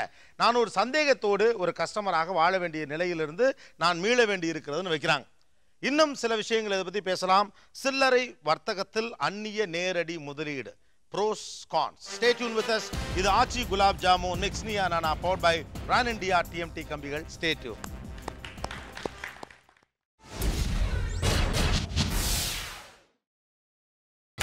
நீங்கள் பார்த்துக் கொண்டிருப்பது உங்கள் Vijay. Welcome to Aachi gulab jamun mix Neeya Naana powered by Pran India TMT கம்பிகள். FDI foreign direct investment in retail sector. சில்லறை வணிகத்தில் அந்நிய நேரடி முதலீடு எத்தகைய பாதிப்புகளை உருவாக்கும் அப்படின்னு இந்த பக்கம் சொன்னாங்க. சிறு தொழில்களை நசித்துவிடும், வேலையில்லா திண்டாட்டத்தை உருவாக்கும், அதற்கு பல முன்னுதாரணங்கள் இருக்குன்னு. இந்த பக்கம் குவாலிட்டி இன்க்ரீஸ் ஆகும். இப்போ இருக்கக்கூடிய ரீட்டைல் செக்டரில் குவாலிட்டி இல்லை, கஸ்டமர் சர்வீஸ் அவ்வளோ சப்போர்ட்டிவாக இல்லை. We are not happy with that, we don't have much of choice, freedom of choice இல்லை அப்படின்னு சில விஷயங்கள் சொன்னாங்க. 2 கெஸ்ட் வந்திருக்காங்க. ஒருவர் பிளானிங் கமிஷனில் முன்னால் இருந்தவங்க மிஸ்டர் ஸ்ரீனிவாசன், பொருளியல் துறை வல்லுநர்னே சொல்லலாம். டீட்டெயில்டாக ஃபேக்ட்ஸோட ஸ்டாட்டிஸ்டிக்ஸோட அதை பேசுகிறவர். இன்னொருவர் திரு வெள்ளையன், வணிகர் சங்கங்களுடைய பேரவையின் தலைவர். இவங்க 2 பேர்ட்டையும் நம்ம போகிறதுக்கு முன்னால் எஃப்டிஐக்குள்ளெல்லாம் கொஞ்சம் நேரம் கழிச்சு வருவோம். இப்போ இங்கே வந்து 2 மாதிரியான சில்லறை வணிகம் இருக்குது. ஒன்று பெரிய கார்ப்பரேட், இந்திய கார்ப்பரேட் நிறுவனங்கள் நடத்தக்கூடிய சில்லறை வணிகம். அது நகைக்கடையாக இருக்கலாம், துணிக்கடையாக இருக்கலாம், அல்லது வேறு ஏதாவது பெரிய பெரிய பொருட்களை விற்கக்கூடிய கடையாக இருக்கலாம். அதே பக்கம் சிறு வணிகர்கள் குறைந்த முதலீட்டில் தொழில் தொடங்கி எங்கள் நெய்பர்ஹுட் ஷாப்ஸாக இருக்கிறவங்க இருக்கலாம். இது 2ல் எங்கே குவாலிட்டி இருக்குது, எங்கே சர்வீஸ் இருக்குது, எங்கே கஸ்டமர் ரிலேஷன் நல்லா இருக்கு? 2 பக்கம் எதில் கஸ்டமர் சர்வீஸ் நல்லா இருக்கு? இந்தியன் கார்ப்பரேஷன் சூப்பர் மார்க்கெட்டில் சர்வீஸ் ரொம்ப நல்லா இருக்குது சார். அதாவது இப்போ சப்போஸ் நீங்கள் ஜாமான் வாங்கிட்டு போகிறீங்க, நல்லா இல்லை, திரும்ப கொண்டு போய் கொடுத்தா வாங்கிக்குவாங்களா? வாங்கிக்கிறாங்க. பில்லு கொடுத்தா வாங்கிக்கிறாங்க. அதுக்கு தான் சொல்ல வரேன். அது வந்து இந்த அண்ணாச்சி கடைகளில் பில்லு இல்லை. நான் என்ன சொல்றேன்னா, வெறும் பேச்சுக்காக நம்ம பேச வேண்டாம். இப்போ நம்ம பக்கத்தில் நெய்பர்ஹுட் ஷாப் ஒன்று இருக்குது, அண்ணன்னு சொல்லி கேட்குற கடை. ஒன்று வாங்கிட்டு போகிறீங்க, அங்கே சாமான் நல்லா இல்லை, திரும்ப கொண்டாந்து கொடுக்குறது ஒரு சைடு. இன்னொரு சைடு பக்கத்தில் இருக்க சூப்பர் மார்க்கெட். இது 2ல் எங்கே பொருளை திரும்ப வாங்கிக்குவாங்க? அந்த ஈஸி டிரான்சாக்ஷன் பார்த்தீங்கன்னா அது பக்கத்தில் இருக்க கடைகளில் தான் இருக்குது. வந்து சிறு கடைகளில் தான் அது திருப்பி கொடுக்க வேண்டிய சந்தர்ப்பம் உருகுது. பெரிய கடைகளில் ஓரளவுக்கு 99% திருப்பி கொடுக்க வேண்டிய சூழ்நிலையே உருவாகாது. அதனால் யாரும் போகிறதில்ல. ஏன்னா குட் குவாலிட்டி. கடை பெருசாக இருக்கிறனாலே குவாலிட்டி பெருசாக இருக்குமா சார்? நான் சில்லறை வணிக கடையில் தான் சார் வாங்குறேன். எப்பவுமே பெரிய கடைகளில் போய் வாங்கினதே இல்லை. இல்லை, பழக்கம் இல்லை. Very good, keep it up. நாங்கள் வந்து கோயம்பேடு மார்க்கெட்டில் இருக்கோம் சார். நாங்கள் வந்து பெரிய வணிகத்துக்கு எந்த வித கடை தான் நாங்கள் சரக்கு சப்ளை பண்ணுறது எங்களுக்கு தான் தெரியும். இப்போ சிறு வியாபாரிகள் பொறுத்த வரைக்கும் ஜஸ்ட் 1 ஹவரில் கஸ்டமரை போய் சேர்ற அளவுக்கு அவங்க பொருட்களை தர முடியும். அதாவது காய்கறி ரூட்டை வச்சுங்களேன். இதே சப்ளை பண்ணோன்னு வைங்க, நைட்டு 1 மணிக்கு கொடுக்கணும். நாங்கள் நைட்டு 1 மணிக்குள்ளே அவனுடைய குடோனுக்கு போகிறா போல் நாங்கள் சரக்கு அமைச்சிடணும். அவன் வந்து அதை வந்து ஸ்டோரேஜ் பண்ணிட்டு early morning next day early morning தான் அவன் போயிட்டு ட்ரேயில் போட்டு சப்ளை பண்ணணும். ஏசி ரூமில் அலாட் பண்ணுவோம். ஆக்சுவலாக அதனுடைய தரம் வந்து கண்டிப்பாக குவாலிட்டி கம்மியாக தான் இருக்குது. அவங்க வந்து நிலைக்காததுக்கு காரணம் மெயின் இது தான். குவாலிட்டி மெயின்டைன் பண்ண முடியல அவங்களால. சார், ஃப்ரீடம் ஆஃப் சாய்ஸ் பற்றி சொன்னாங்க. இதில் ஒரு ஆஸ்பெக்ட் என்னென்னா, எனக்கு வந்து choice in terms of quantity இது வந்து பிகஸ்ட் சூப்பர் மார்க்கெட்ஸ் நான் போனாக்கா இருக்காது. ஏன்னா பேக்கேஜ்டு ஐட்டம்ஸு. இப்போ இதே நான் நெய்பர்ஹுட் ஷாப்ஸ்லேயே சின்ன ஒரு கடையில் போனேன்னு வச்சுக்கோங்களேன், எனக்கு 50 கிராம்ஸ்னாலும் கிடைக்கும். வேற அந்த 50 கிராம் பேக்கெட்டே வந்து இருக்காது உங்களுக்கு சூப்பர் மார்க்கெட். எஸ், இது ஒரு நுணுக்கமான விஷயம் சார். ப்ராப்ளமே அங்கே தான் சார் வருது. பேக்கெட்டட் குட்ஸில் வரும்போது அடல்ட்ரேஷன் நான் சொல்ல வந்த பாயிண்ட் இதுதான். அடல்ட்ரேஷன் கம்மியாக வருது. இப்போ ஒரு நல்லெண்ணெயும் ஒரு பாமாயிலும் குறைவான அளவில் நீங்கள் வாங்கும் போது அடல்ட்ரேஷன் பண்ணுறதுக்கு சான்ஸ் அதிகமாக இருக்குது. ஃபார் எக்ஸாம்பிள் டீ வாங்குகிறோம், டீ தூள் தனியாக லூஸில் வாங்குகிறோம், அதில் தான் கடப்படம் பண்ணுறதுக்கு அதிகமான சான்ஸ் இருக்குது. அப்படியே இங்கே பாரு, அந்த அடல்ட்ரேஷன் பற்றி பேசும்போது இப்போ குறைஞ்சிருக்கு. அப்படின்னா கன்சியூமர் அவேர்னஸ் ஜாஸ்தியாக இருக்குது. இப்போ மக்கள்கிட்ட வந்து உடனே போய் இப்போ ஏதாவது ஒன்று சரியில்லை அப்படின்னா உடனே போய் இப்போ பால் பாக்கெட்டு கெட்டு போனால் கூட உடனே அவன்கிட்ட கொடுத்து நம்ம மாற்றிக்கிறோம். அப்படிங்கிற ஒரு அவேர்னஸ் வந்து இப்போ மக்கள்கிட்ட நிறையாவே இருக்கிறதுனால அதை வந்து ஏமாற்ற முடியாது. ஒரு ஓப்பன் பாயிண்ட் ஆஃப் வியூலேருந்து பேசணும்னா, உண்மையாகவே ரீட்டைல் செக்டரில் சின்ன சின்ன கடைகளில் குவாலிட்டி முன்ன விட கூடித்தான் இருக்குது. நீங்கள் சொல்கிற மாதிரி பெரிய அளவுக்குல. காரணம் என்ன? கன்சியூமர் மாறி இருக்கிறான். இப்போ ஒரு கடை இல்லைன்னா இன்னொரு கடை. சின்ன சின்ன கடைகளுக்கு இந்த வியாபாரங்கிறது அவங்களுக்கு சோறு போடுகிற விஷயம். சோறு வீட்டில் யாராவது விஷம் கலத்துவாங்களா சார்? அது மாதிரி இருக்குது இவங்க சொல்கிற குற்றச்சாட்டு. சின்ன வியாபாரிகள் என்றைக்குமே கலப்படம் செஞ்சாச்சுன்னா அவங்க வாழ்க்கை அதோட அழிஞ்சு போயிடும். ஆனால் அவங்க கலப்படம் செய்யறதில்ல. ஏன்னா அது அவங்களுக்கு வாழ்க்கை அது. எனவே அவர்கள் கலப்படம் அதிகரிச்சிருக்கு அல்லது கலப்படம் கூட இருக்குங்கிறார். அவங்க ஒன்றும் விற்கிறதுக்கு தனி சரக்கு, அவங்க வீட்டுக்கு தனி சரக்குன்னு வச்சுக்கிறது கிடையாது. அவங்க வீட்டுக்கு என்ன கொண்டு போகிறாங்களோ அதே அரிசி மூடையிலேருந்து எடுத்து உங்களுக்கும் கொடுக்குறாங்க. அதில் எப்படி கலப்படம் பண்ணுவாங்க அவங்க? இதே சின்ன ஊரில் எல்லாம் கலப்படம் பண்ணுறான்னு தெரிஞ்சால் கல் விட்டு அடிச்சு அந்த கடைகள்லாம் உடச்சு போடுவாங்க. அதெல்லாம் நடக்கும். கன்சியூமர் கோர்ட்லாம் தேவையில்லை, கன்சியூமரே பனிஷ் பண்ணுவாங்க. முதல்ல வந்து இதில் இந்த காசிப் ஃபேக்டரை கொஞ்சம் க்ளீன் பண்ணிடலாம். ஒன்று வந்து என்னென்னா, 60களில் ஒரு வதந்தி. அதாவது என்னென்னா, இந்த மிளகுல வந்து மண் உருண்டையை கலந்து விற்கிறாங்க அப்படின்னு ஒரு வதந்தி. அப்படி செய்யவே முடியாது. இந்த மாதிரி ஒரு ஒரு ஒரு குரூப்பை வந்து நீங்கள் அட்டாக் பண்ணும் பொழுது உங்களுக்கு எவிடன்சஸே இல்லாமல் நீங்கள் பேசுகிறது கொஞ்சம் சிக்கலான விஷயம். ஷாங்காயில் என்ன நடந்து ஒரு தகவல் சொல்லட்டுமா?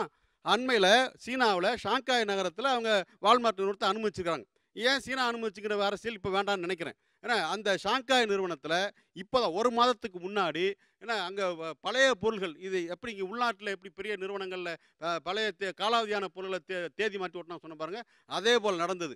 அங்கே வேலை செஞ்சுக்கிட்டு இருந்த ஒரு தொழிலாளி கான்சியஸ்னஸோட ஒரு மனசாட்சி உறுத்தலோட அதிகாரிகளுக்கு தகவல் கொடுத்தார். அவங்க ஃபுல்லாக அந்த நிறுவனத்தை வளர்ச்சி சோதனை நடத்தி அவ்வளோத்தையும் கைப்பற்றிட்டு அவ்வளோத்தையும் கூட கடலில் போடுறியா இல்லை நீ உங்கள் சிஇஓ வந்து நாடு கடத்தட்டுமா அப்படின்னு முதல்ல அந்த ஷாங்காய் நிர்வாகம் அவங்களை கேட்டுது. அந்த அப்புறம் அவங்க குற்றத்தை ஒப்புக்கொண்டு அதுக்கான அபராத தொகையை கட்டிக்கிட்டு அந்த பொருளை அப்புறம் ஒழிச்சிட்டு அதுக்கப்புறம் புதிய பொருளை வரவழைச்சு அந்த வியாபாரத்தை அவங்க தொடர்ந்தாங்க. இப்படிலாம் அந்த ஒரு வால்மார்ட் நிறுவனத்தை தட்டி கேட்குற தில்லு நம்ம ஊர் அதிகாரிகளுக்கு வருமா, இல்லை நம்ம ஊர் அரசியல்வாதிகளுக்கு வருமா? So basically I am an outsider. So like the thing is that even though I can follow Tamil, many of my family members cannot follow. So once we go to this petty shop, they take advantage of it. They understand that we do not understand Tamil. So they immediately raise the price. It is applicable for any people who does not follow Tamil. So they immediately raised the price. You would have heard 6 months back, the price of 1 kg of onion was costing 100 rupees. How is it possible? We as a nation, we are self-independent in producing everything. Just because in Delhi it was raised and the media had played a role in spreading the news, immediately in all the outlets here, whether it is Tinagar, Tiruvanmur, Saidapet, all the markets were selling it for 100 rupees. Have you ever seen potato going more than 20 rupees a kilo? That's because the basic consumer, when he finds potato's price going more than 20 rupees, he stops buying it. But onion is not such a commodity. ஒரு சமையல வந்து வெங்காயம் எல்லாம் பண்ணவே முடியாது. அதனால ஆட்டோமேட்டிக்காக it's highly demanded product. அதனால தான் இந்த ஆனியன் ப்ரைஸ் மட்டும் இப்படி ஜம்ப் ஆகிட்டே இருக்கும். 2 ரூபாய்க்கு விற்ற ஆனியன் வந்து 50 ரூபாய்க்கு விற்கும், 100 ரூபாய்க்கு விற்கும். But not for other products. So it is not manipulated by the traders. It is merely because of the supply demand mechanism. Where அங்கே supply is more and the demand is less, automatically the price goes down. அது நடுவுல இருக்க intermediates ஒன்றும் அதை manipulate பண்ணுறது கிடையாது. Agriculture has collapsed thanks to the traders presently available. ஒரே ஒரு point, why I can run into volumes. For example, என்னுடைய ப்ரைஸ் ஃப்ளக்சுவேஷன் வரதுக்கு மெயின் ரீசனே மார்க்கெட்டிங்க்கு நான் விளைவிச்ச பிறகு தான் நான் மார்க்கெட்டுக்கு கொண்டு போய் கொடுக்கணும். எஃப்டிஐ மாதிரி ஒரு ஏஜென்ட் வந்தாக்க I will get the backdrop. என்ன வேணுன்ற டிமாண்டில் I can produce it. Maruti car 100 car பண்ணுறான்னா பண்ணிட்டு போய் விலைக்கு போக மாட்டான். மார்க்கெட்டுடைய என்ன சர்வே படுத்துட்டு இவன் தயார் பண்ணி அந்த மாருதி காருக்கு இவன் விலை நிர்ணயம் பண்ண முடியும். இன்றைக்கி விவசாயிக்கு விலை நிர்ணயம் பண்ண முடியாத காரணமே வர்த்தகர்களால் தான். இந்த சில்லறை வணிக வர்த்தகரால் தான் அவனால் விலையை நிர்ணயம் பண்ண முடியல. மார்க்கெட்டுன்ற ஒரு இதுக்கு வரும்பொழுது குவாலிட்டியான ப்ராடியூஸ் மார்க்கெட்டுக்கு வரல. சப்ஸ்டாண்டர்ட் குவாலிட்டியை தான் இன்றைக்கி ஃபார்மர்ஸ் கொடுத்துட்டுருக்கான். இப்போ நான் இன்றைக்கி ஒரு தக்காளி கொண்டு வரேன், இந்த தக்காளிக்கு 1 வாரம் நான் வச்சுருக்க முடியும் தக்காளி அப்படின்னா, இன்றைக்கி கொடுக்கக்கூடிய ப்ராடக்ட் ஃபார்மர்ஸ்லேருந்து வரக்கூடிய ப்ராடக்ட் சப்ஸ்டாண்டர்டாக இருக்கிறதெல்லாம் விலை குறையலைன்னு சொல்லிட்டு இருந்தோம் பாருங்கள். ரீட்டைல் செக்டரில் எஃப்டிஐ வந்து இந்தியன் கார்பரேட்ஸ் வந்தும் விலை குறையலைன்றது காரணம் என்னென்னா சப்ஸ்டாண்டர்ட் ப்ராடக்ட் வருது அவனுக்கு. சும்மா கொண்டு போய் ஐஸ் பெட்டியில் வைக்க முடியாது எல்லாத்தையும். இல்லை எஃப்டிஐ எப்படி அதை இன்க்ரீஸ் பண்ணணும்னு நினைக்கிறீங்க? என்ன technology will come in. FDI வரும்பொழுது அவன் வெறுமனை வரல, டெக்னாலஜியோடு கொண்டு வரான். போஸ்ட் ஹார்வெஸ்ட் டெக்னாலஜி இந்தியாவில் கிடையாது. எந்த ஒரு அக்ரிகல்ச்சர் கமாடிட்டிக்கும் வெஜிடபிள்ஸ் ஆகட்டும் எதுக்காகட்டும் போஸ்ட் ஹார்வெஸ்ட், அதாவது அறுவடைக்கு பின் நேர்த்தின்ற சமாச்சாரமே இங்கே நம்மகிட்ட கிடையாது. ஏன்னா அது பண்ணக்கூடிய தகுதியில் விவசாயம் வளரல. அதுதான் யதார்த்தமான உண்மை. இன்னும் கேட்டால் படித்த விவசாயம் பண்ணாத ஒரே காரணத்தால் தான் இந்த மாதிரி ட்ரேடர்ஸும் இந்த மாதிரி கன்சியூமர்ஸும் ஏமாற்றப்படக்கூடியதுக்கு விவசாயியும் அதில் பாதிக்கப்படுறான். இப்போ படித்தவங்க எஃப்டிஐலாம் வந்துருச்சுன்னா விவசாயத்துக்கு வருவாங்க, கட்டாயமாக வருவாங்க. இப்போ ஆல்ரெடி வந்துட்டு இருக்காங்க, நானே பார்த்துட்டு இருக்கேன் அதை. ஏன்னா அவனால் இப்போது எஃப்டிஐ வரக்கூடிய பட்சத்தில் ஒரு கார்ப்பரேட் லெவலில் ஃபார்மிங் பண்ண முடியும். விவசாயத்தை பற்றி திரும்ப சொல்கிறாங்க. விவசாயத்தில் ஒரு பெரிய கார்ப்பரேட் புரோக்கர்ஸ் வந்து இறங்குவாங்க. உடனடியாக ஒரு நேரடியாக வந்து இப்போ இடத்தேட்டில் இருக்கிற சின்ன புரோக்கர்ஸ் போயிடுவாங்கன்றது ஒரு ஆக உள்நாட்டு புரோக்கர்கள் அதுலேயும் காலி ஆடுவாங்க. அவங்களும் சிறு தொழில் பண்ணுறவங்க தான். இன்னும் புரோக்கருங்கிற வார்த்தை இருக்கிறதுனாலே அவங்களாம் அசிங்கமானவங்களா? வாங்கி விற்கிற அவங்களும் தொழில் தானே. ஏன்னா ஒரு வால்மார்ட் வந்து அவங்களும் இன்னொரு பொருளை வாங்கி விற்கிறாங்க, அது ஒரு தொழில்னாக்கா இவங்களும் வாங்கி விற்கிறாங்க. அதற்கான வியாபார தர்மங்கள்லாம் இருக்கும். அதை நேர்மையாக செய்கிறானா இல்லையாங்கிறது வேற விஷயம். ஏன்னா அதை விவாதிப்போம் நம்ம. அதுதான் விஷயமே. இருங்க, அது எல்லாருக்கும் பொருந்தும். ஏன் சிரிக்கிறீங்க? ஒரு வால்மார்ட் நிறுவனம் மோசடி பண்ணாதா? கடந்த கால அனுபவங்களை வைத்து பார்க்கிற போது வெளிநாடுகளிலிருந்து வரக்கூடிய கம்பெனிகள் குறிப்பாக ரீட்டைல் செக்டருக்குள்ள சில்லறை வணிகத்துக்குள் வரும்போது இங்கு அதையே நம்பி வாழ்ந்து கொண்டிருக்கக்கூடிய 4 கோடிக்கும் மேற்பட்டவர்களுடைய வாழ்க்கை கேள்விக்குறியாகும் என்ற வாதத்தை தொடர்ந்தவர்கள் முன்வைக்கிறார்கள். எஃப்டிஐ உள்ளே வந்தால் சிறு வணிகர்களுக்கு கூடுதல் ஆதாயம் கிடைக்க கூட வாய்ப்பு இருக்கிறது. அது மட்டுமல்லாமல் விவசாயிகளுக்கு நியாயமான விலை கிடைக்கும் என்று இந்த தரப்பில் ஒரு கருத்தை முன்வைக்கிறார்கள். தொடரலாம் ஒரு சிறிய இடைவேளைக்கு பிறகு. இதாச்சி gulab jamun mix Neeya Naana power by Ran India TMT கம்பிகள். Stay tuned. நீங்கள் பார்த்துக் கொண்டிருப்பது உங்கள் Vijay. Welcome back to Aachi gulab jamun mix Neeya Naana powered by Ran India TMT கம்பிகள். FDI பலமா பிரச்சனையா பேசுவோம் சார். இப்போ ஒரு பொருளுக்கான விலையை வந்து ஒரு உற்பத்தியாளர் நிர்ணயிக்கணும். ஆனால் திரு வெள்ளையனுக்கு நல்லா தெரியும், கோயம்பேடில் இன்னைக்கு எத்தனை லாரி வருது, அதை வச்சு நீங்கள் விலையை நிர்ணயிக்கிறீங்க. இது வந்து ஒரு டைனமிக் ப்ரைசிங் மெக்கானிசமா, இது வந்து ஒரு ஃபேர் ப்ரைசிங் மெக்கானிசமா? உற்பத்தி செலவு, உற்பத்தியாளருக்கான ஒரு லாபம், இதை வைத்து தான் வந்து ஒரு பொருளோட விலையை நிர்ணயிக்கணும். ஆனால் இன்னைக்கு தேவைக்கு அதிகமான லாரி வந்தால் அந்த லாரியை சென்னை எல்லையில் தடுத்து நிறுத்துகிற கூட்டங்கள் இருக்கா இல்லையா? அதுக்கு தான் நான் சொன்னேன், price is determined not by the traders, it is determined by the demand supply mechanism. No sir, நீங்கள் இப்போ தங்க வரத்து எங்கேயாச்சும் ஒரு இடத்துல ஒரு மைன் கண்டுபிடிச்சிட்டான், அங்கே வந்து பல லட்சம் கோடி டன்னு தங்கம் கிடைக்குதுன்னு சொன்னால் ஆட்டோமேட்டிக்காக 3000 கிராம் விற்கிற தங்கம் ஆட்டோமேட்டிக்காக 2500 2000 கைப்பறும். இதுக்கு நீங்கள் ட்ரேடர்ட்டு நீங்கள் பதில் சொல்ல முடியாது, உங்களால தான் இப்போ தங்க விலை இறங்கி போச்சுன்னு சொல்லிட்டு. ஒரு நிமிஷம், அப்படி இல்லை சார். பெரிஷபிள் ஐட்டத்துக்கும் நான் பெரிஷபிள் ஐட்டத்துக்கும் பேசாதீங்க. தங்கத்தை 10 வருஷம் வச்சுக்கலாம். பெரிஷபிள் ஐட்டத்துக்கு திரும்பி give you an example. உங்களுக்கு நான் ஒரு எக்ஸாம்பிள் கொடுக்குறேன். இப்போ நீங்கள் சப்ளை செயின் மெக்கானிசம், அதாவது நம்ம கோல்ட் செயின் வேணும்னு சொல்கிறீங்களே, அதுக்கு எதுக்கு சார் ஒரு அந்நியன் ஒரு ஃபாரினர் வந்து நம்ம ஊரில் கோல்ட் செயின் பண்ணோம்? ஏன் நம்மளே போட முடியாதா? ஏன் நீங்களே போட முடியாதா? இப்போ நீங்களே உங்கள் ஃபார்மர்ஸ்லாம் ஒரு 10 பேர் சேர்ந்து ஒரு கோல்ட் செயின் மெக்கானிசம் போட முடியாதா? ஒரு கோல்ட் ஸ்டோரேஜ் மெக்கானிசம் போட முடியாதா? நீங்கள் சொல்கிற மாதிரி சார் சொன்ன மாதிரி ஏசி ரூம்ஸ் அது மாதிரி பண்ண முடியாதா? முதல்ல இருந்தே கோபி திரும்ப வந்து ஒரு விஷயம், சிறு வணிகம் பாதிக்கப்படும். சிறு வணிகம் யார் சார் சிறு வணிகம்? இன்றைய தேதிக்கு நீங்கள் சொல்லிட்டு இருக்கிறது அத்தனையுமே விற்கிறவனையும் வாங்குறவனையும். ஏன் சார் நடுவில் இதுக்கு அடுத்து உற்பத்தியாளர்னு ஒருத்தர் இருக்கானே, என்றைக்கு அவனை பற்றி நீங்கள் கவலைப்பட்டீங்க? இன்றைய தேதி வரைக்கும் எந்த விவசாயி இனிமே ஒரு FDI வந்து பாதிப்படைகிறத விட இன்றைக்கி இருக்கிறத விட என்ன பாதிப்பாயிர போகிறான்? இன்றைக்கே கோவணத்தை வரைக்கும் தெருவில் நிற்க வச்சாச்சு. இதுக்கப்புறம் FDI வந்து அவன் என்ன பாதிப்பாயிருவான்னு சொல்லுங்களேன். அது ஒரு தவறான ஒன்று. இன்னொன்று நடக்கிறது வர்த்தகம், வியாபாரத்தில் போட்டி இருக்கணும். அன்ஃபேர் ட்ரேட் ப்ராக்டிஸ் இன்னைய வரைக்கும் நடக்குது. நாங்கள் இன்றைக்கி சிறுவணிகத்தில் சொல்கிறாங்க, சிறுவணிகத்தின் நிறைகள் உண்டு, பெருவணிகத்திற்கும் நிறைகள் உண்டு. அவங்க வந்தாங்கன்னா அதுக்கும் உண்டு. ஆனால் ஒரு நிறுவனம் உள்ளே வர்றது அல்லது FDI உள்ளே வருதுங்கிறதுக்கு நீங்கள் வந்து போட்டிக்கான களத்தையே ஏற்படுத்த மாட்டேங்கிறீங்க. நீங்கள் அவ்வளவு ஸ்ட்ராங்கான இடத்துல இருக்கீங்கன்னு சொன்னால் உங்களுக்கான மார்க்கெட்டும் உண்டு. இன்னைய தேதிக்கு குரகான் போங்க, பெங்களூர் போங்க, ஏன் சென்னையிலேயே போங்க, எத்தனையோ மால் வந்தாச்சு. ஏன் இன்றைக்கி டி நகரில் யாருமே சர்வைவ் ஆகிடலையா? எல்லாருக்கும் உண்டான ஒரு மார்க்கெட் எல்லாருக்கும் உண்டு. ஆனால் நீங்கள் வந்து போட்டி தவறான போட்டியாக இருந்தால் நீங்கள் அதை தடுத்து நிறுத்துங்க. போட்டியே கூடாதுன்னு சொல்கிறது என்ன நியாயம்? போட்டிங்கிற ஒரு கவர்ச்சிகரமான ஒரு வார்த்தை. ஒரு கடலுக்குள்ளே ஒரு பெரிய சுறா மீனும் ஒரு குட்டி மீனுமா போடும்போது, வா 2 பேரும் போட்டி போடலாம், நானும் வாயை திறந்து உன்னை முழுங்குறேன், நீ வாயை திறந்து என்னை முழுங்குறேன், 2 பேரும் சமமாக போட்டி போடுவோன்னு சொல்லிச்சான். என்ன நடக்குன்னு நமக்கு தெரியும். அதுபோல தான் ஒரு வால்மார்ட்டோ இல்லை இங்கே உள்ளூர் பெரிய ஏகபோக நிறுவனமோ அது வாயை திறக்கிறதுக்கும் லோக்கலில் கடை வச்சுக்கிட்டு ஒருத்தர் வாயை திறக்கிறதுக்குமான வித்தியாசம் இருக்குது. அதை புரிஞ்சு கொள்ளாமல் ஏதோ சமமான லெவலில் போட்டி நடக்கும். அந்த எக்கனாமிக்ஸ்களுக்கு கவர்ச்சிகரமான வார்த்தைலாம் வச்சுருக்காங்க. என்னது லெவல் ஃபீல்டு அப்படி இப்படிலாம். ஏன்னா எங்கள் எளிய மக்கள் அந்த லெவல் ஃபீல்டெலாம் தெரியாது. அவங்கள பொறுத்த வரைக்கும் என்ன, இப்போ நேரடியாக ஒரு கன்சியூமருக்கு வேணால் நீங்கள் உடனடியாக ஏதோ பெரிய கடை வருது, உள்ளே போனால் ஏசி இருக்குது, சில பொருள் வாங்கலான்னு இருக்கு. ஆனால் படிப்படியாக அவன் சொந்தக்கார ஒருத்தன் வேலை இழந்துக்கிட்டு இருக்கிறான் அப்படிங்கிற விஷயம் தான் வரும். நீங்கள் திரும்ப பாதிப்படைவாங்கன்னு சொல்கிறது உற்பத்தியாளருக்கும் உபயோகிப்பாளருக்கும் நடுவில் இருக்கிற மிடில்மேனுடைய நிலத்தை மட்டும்தான் நீங்கள் பேசுகிறீங்க. அந்த மிடில்மேன் எவ்வளோ பேர் இருக்காங்க? நான் இப்படி சொல்கிறேன், விவசாயிகள் தற்கொலை பண்ணிக்கிட்டாங்க சார். நீங்கள்லாம் இன்னும் உட்காந்து இனிமே சிறுவணிகன் தற்கொலை பண்ணிப்பான்னு பேசிகிட்டு இருக்கீங்க. செத்து போனவனை பற்றி நாங்கள் பேசிகிட்டு இருக்கோம். இருங்க வரேன். ஏற்கனவே 2 லட்சம் விவசாயிகள் செத்து போயிட்டாங்க. 10 லட்சம் பேர் சாகலாம் நீங்க சொல்றீங்க பாருங்க. அதைத்தான் நாங்க எதிர்க்கிறோம். அதெல்லாம் அப்படியெல்லாம் யாரும் சொல்லலை. திரும்பவும் சொல்றோம், இதுல ஒரு சின்ன விஷயம் இருக்கு. ஏன்னா இன்னைக்கு சிறு வணிகர்கள் பாதிப்படைவாங்க நீங்க பேச அத்தனை பேருமே அவங்களுடைய லாபம் குறைஞ்சிரும். ஏன்னா இந்த கதையை நீங்க ரொம்ப நாளா பேசிட்டு இருக்கீங்க. 91ல் நான் அதுக்கு முன்னால இருந்தே ஆரம்பிக்கிறேன். இந்தியா சுதந்திரம் அடைஞ்சதுக்கு அப்புறம் பாம்பே பிளான் ஒன்று உண்டு கோபி. JRD டாட்டா தலைமையில் போய் பப்ளிக் செக்டர் ஆரம்பிக்கிறதுக்காக ஜவஹர்லால் நேருட்ட பேசுகிறாங்க. அன்னைக்கு வந்து அந்த பெரிய எதிர்ப்பு இருந்தது. டாங்கையிலேருந்து ஆரம்பித்து அவ்வளோ பேரும் எதிர்த்தாங்க.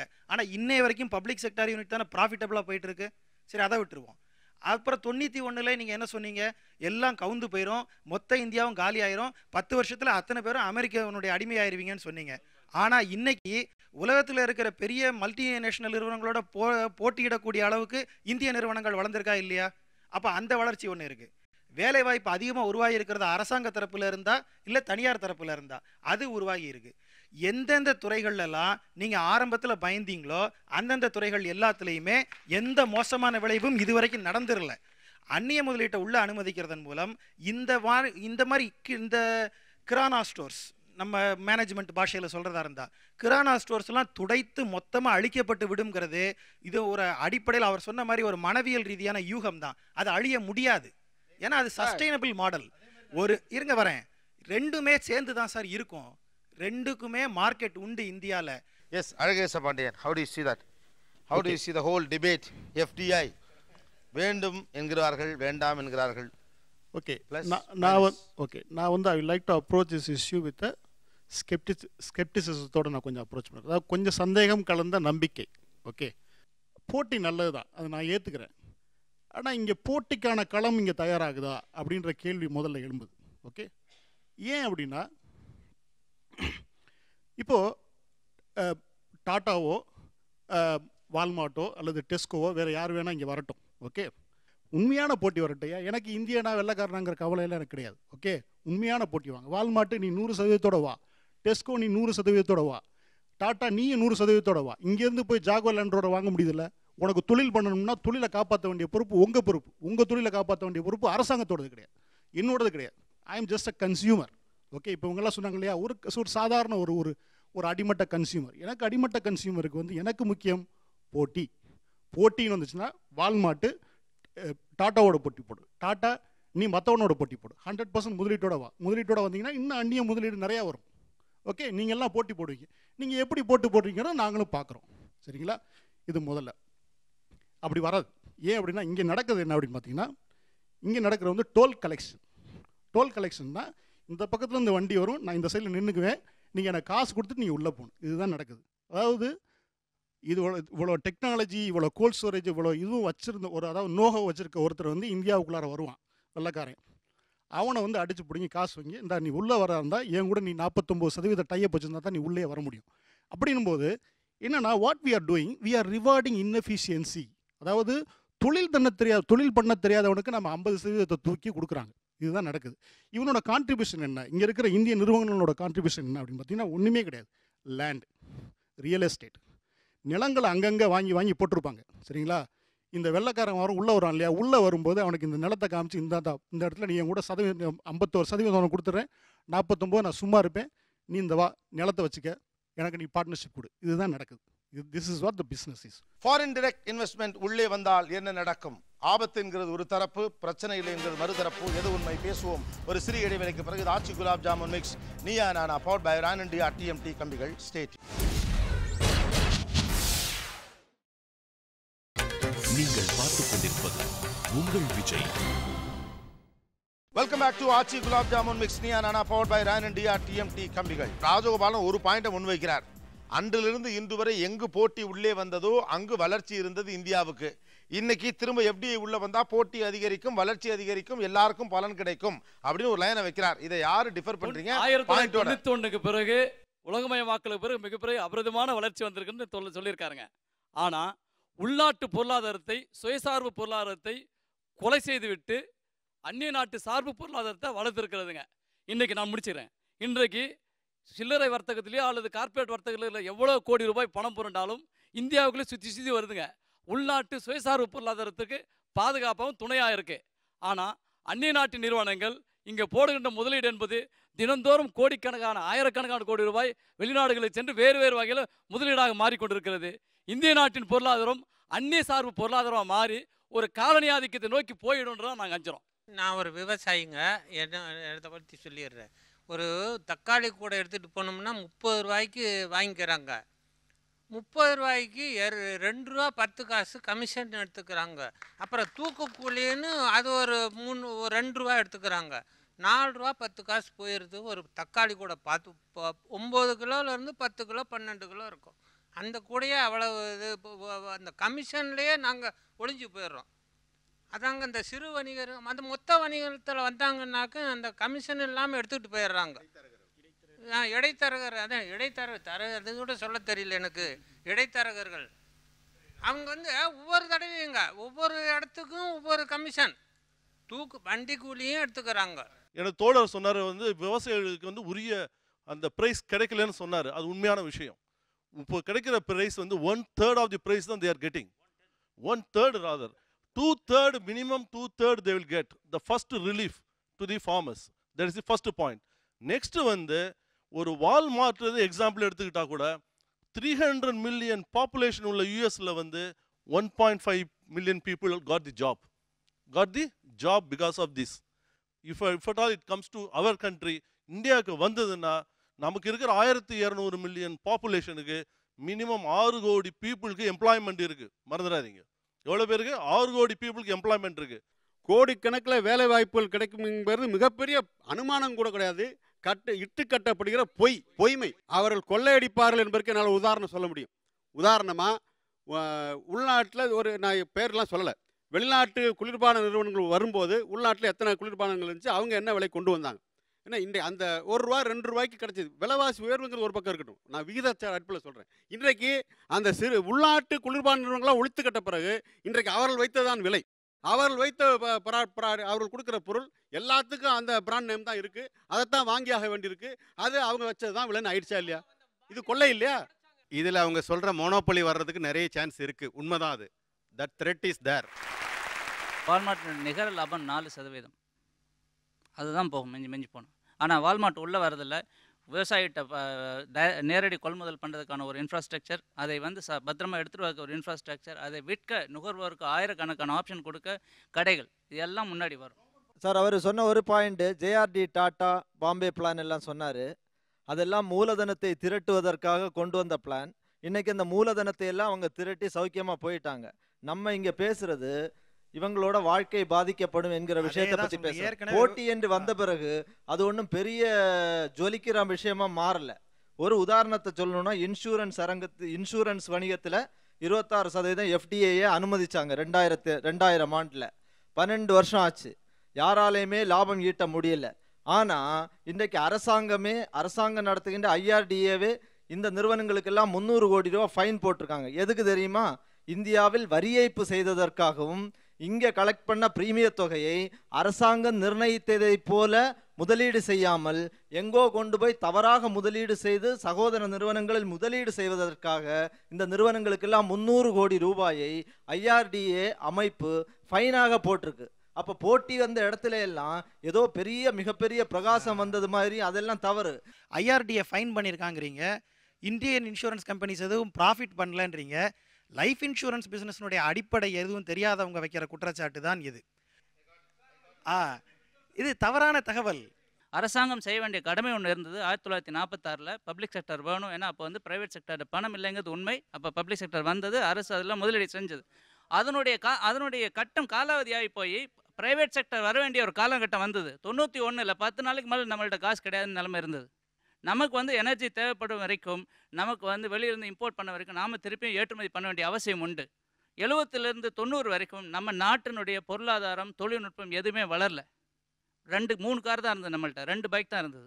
ஆனால் இன்றைக்கி இங்கே வந்து நடத்துகிற கொரியன் நிறுவனம் உலகத்தின் மிகப்பெரிய ஏற்றுமதி நிறுவனம் மாறி இருக்குது. ஏன்? இங்கே இருக்கிற ஒரு கட்டமைப்பு. அது எப்போ உருவாச்சு? 1999 அந்நிய முதலீடு வந்ததுக்கப்புறம் உருவாச்சு. அதுக்கு முன்னாடி உங்கள்கிட்ட இருந்த கார் கம்பெனிங்க யாராவது ஏற்றுமதி பண்ண முடியுமா அந்த காரை? அது போன்ற ஒரு போட்டி வரும்பொழுது நீங்கள் அமெரிக்கா பார்த்தீங்கன்னா, வால்மார்ட் இருக்கிற அதே ஊரில் தான் கிட்டத்தட்ட 50,000 பட்டேல்கள், இந்தியர்கள் மாம் அண்ட் பாப் ஸ்டோர்ஸ் நடத்துகிறாங்க, மோட்டல்ஸ் நடத்துகிறாங்க. அவங்க நடத்தாத இடமே அந்த இடத்துல எந்த அமெரிக்கனும் நடத்துறதில்ல. நீங்கள் தயவுசெய்து ஞாபகம் வச்சுங்க. ஏன்னா ஒரு எக்கானமி வளர்கிறப்போ அதற்கான கஸ்டமர்ஸ் வருவாங்க. அது மாதிரி ஒரு பரிணாம நிலையில் இருக்குது இன்றைக்கி வந்து சில்லறை வணிகம்.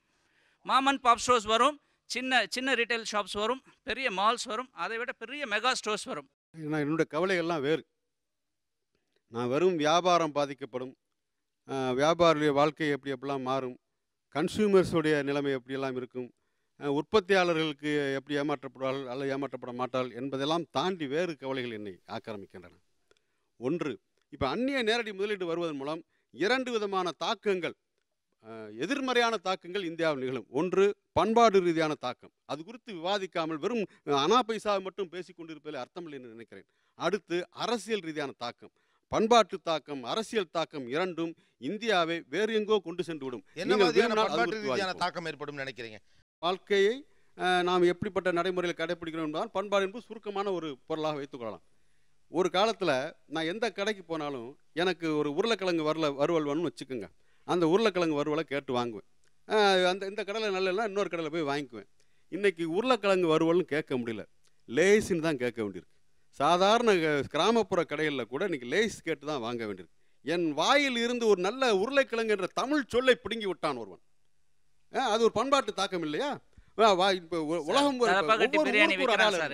ஒவ்வொரு கொஞ்சம் பேச விடுங்க நண்பரே. ஒவ்வொரு ஊரிலும் இந்தந்த பலகாரம், ஒரு அந்த ஊருக்கு போனால் அந்த ஸ்வீட்டு, இந்த ஊருக்கு போனால் இந்த பலகாரம் என்றெல்லாம் அடையாளங்கள் இருந்தது. அவையெல்லாம் மாற்றப்பட்டு இந்த இன்னைக்கு ரயில்வே ஸ்டேஷனில் இப்போ மணியாச்சிக்கு போனால் போலி வாங்கலாம் சார், விருதுநகர் ஸ்டேஷனில் போனால் நல்ல காஃபி வாங்கி குடிக்கலாம் சார், இப்படிலாம் இருந்தது.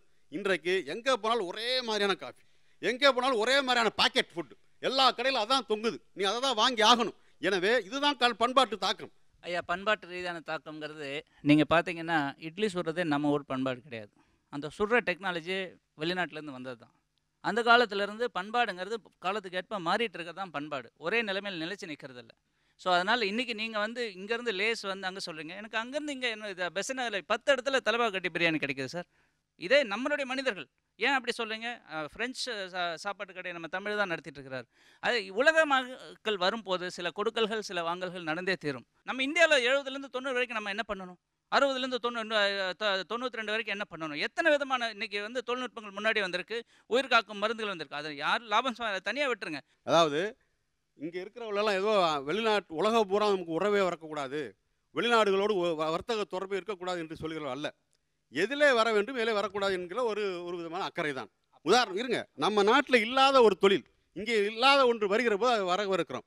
செல்போன் தயாரிக்கிறதுக்கு ஒரு வெளிநாட்டு நிறுவனம் வரவேற்கிறோம். இருங்க சார், செல்போன் தயாரிக்கிறதுக்கு ஒரு அமெரிக்க நிறுவனமே வரட்டும், ஆனால் அது விற்கிறதுக்கு எங்கள் ஊருக்காரன் வித்துட்டு போகிறான். அதான் என் கேள்வி. ஒரு 10 வருஷத்துக்கு முன்னாடி அந்த மெக்டொனால்ட்ஸு அவங்களுடைய நீங்கள் போய் பாருங்கள், மிக மிக பாம்பேயில் ஃபோர்ட் ஏரியாவில் ஒரு 200 ஸ்கொயர் ஃபீட் இருக்கிற இடத்துல அவங்களுடைய தகவல் தொழில்நுட்பத்தை எவ்வளோ அருமையாக பயன்படுத்தி அந்த டேர்ன் அரவுண்ட் பண்ணுறாங்க. அதெல்லாம் வந்து டெக்னாலஜி டெஃபினட்டாக இந்தியாவுக்கு வந்து தேவைப்படுற ஒரு டெக்னாலஜி. ஒரு கீரை விற்கிறதுக்கோ இல்லை மளிகைக்கடை பொருள் விற்கிறதுக்கோ என்ன டெக்னாலஜி இந்தியாவில் வரப்போகுதுன்னு எங்களுக்கு தெரியல. இதுக்கு புது டெக்னாலஜி வேணுன்றாரு. ரெண்டாவது எஃப்டிஐ வந்து தான் இங்கே இருக்கிற எல்லா விஷயத்துக்கும் நன்மை செய்யுன்ற பாயிண்ட் வைக்கிறாரு. அதே தவறான வாதம். ஏன்னா இன்னைக்கு ஒரு டாட்டா போய் தன்னுடைய மூலதனத்தில் கோரஸ் நிறுவனத்தை இப்போ எங்கேயோ வாங்க முடியுது, அதே மாதிரி பிர்லா போய் நோவாரிட்டிஸ் நிறுவனத்தை வாங்க முடியுது.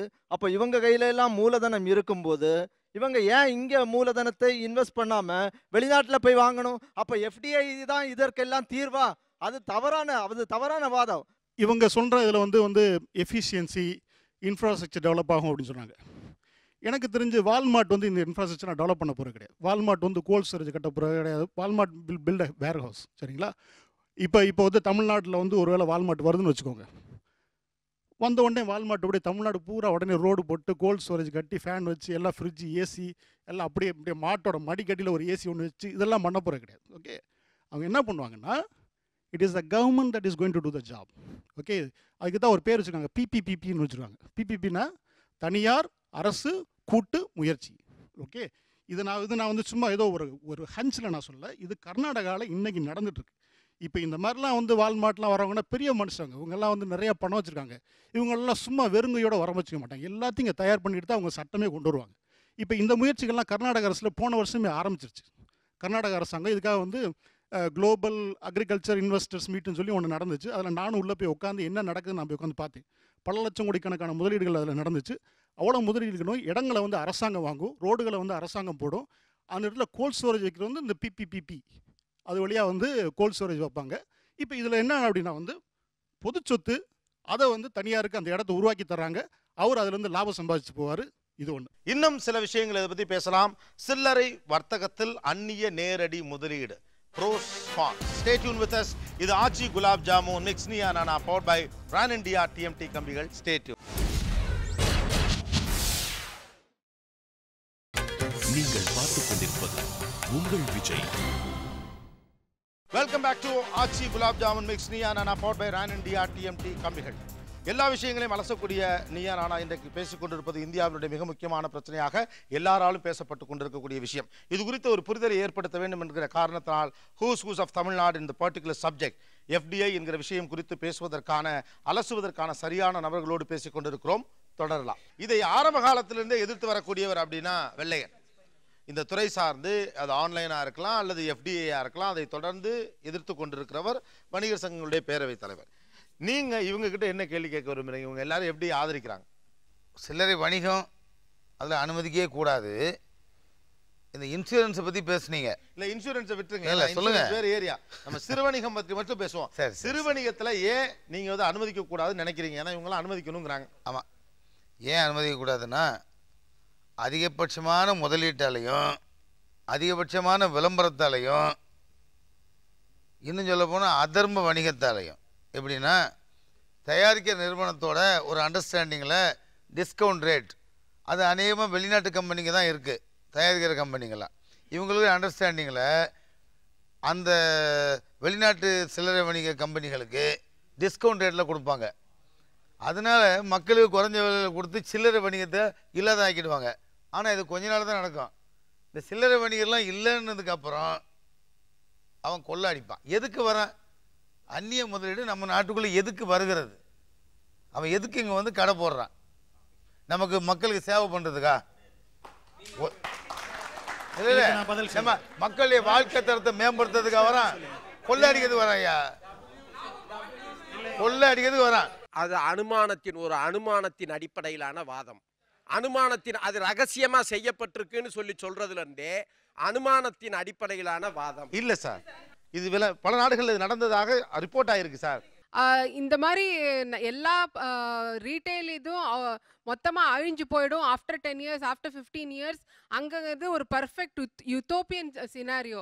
அது எந்த நாட்டிலையும் இது வரைக்கும் நடக்கலை, நடக்க போகிறதும் இல்லை. அதாவது சிறுவணிகம் அழிஞ்சு போங்கிறது ஒரு யூட்டோப்பியன் சினாரியோனா, விலை குறைஞ்சு போயிடும் வசதி வந்துருங்கிறது யூட்டோப்பியன் சினாரியோ தான். Both of them are utopian scenario. Both of them utopian scenario தானே.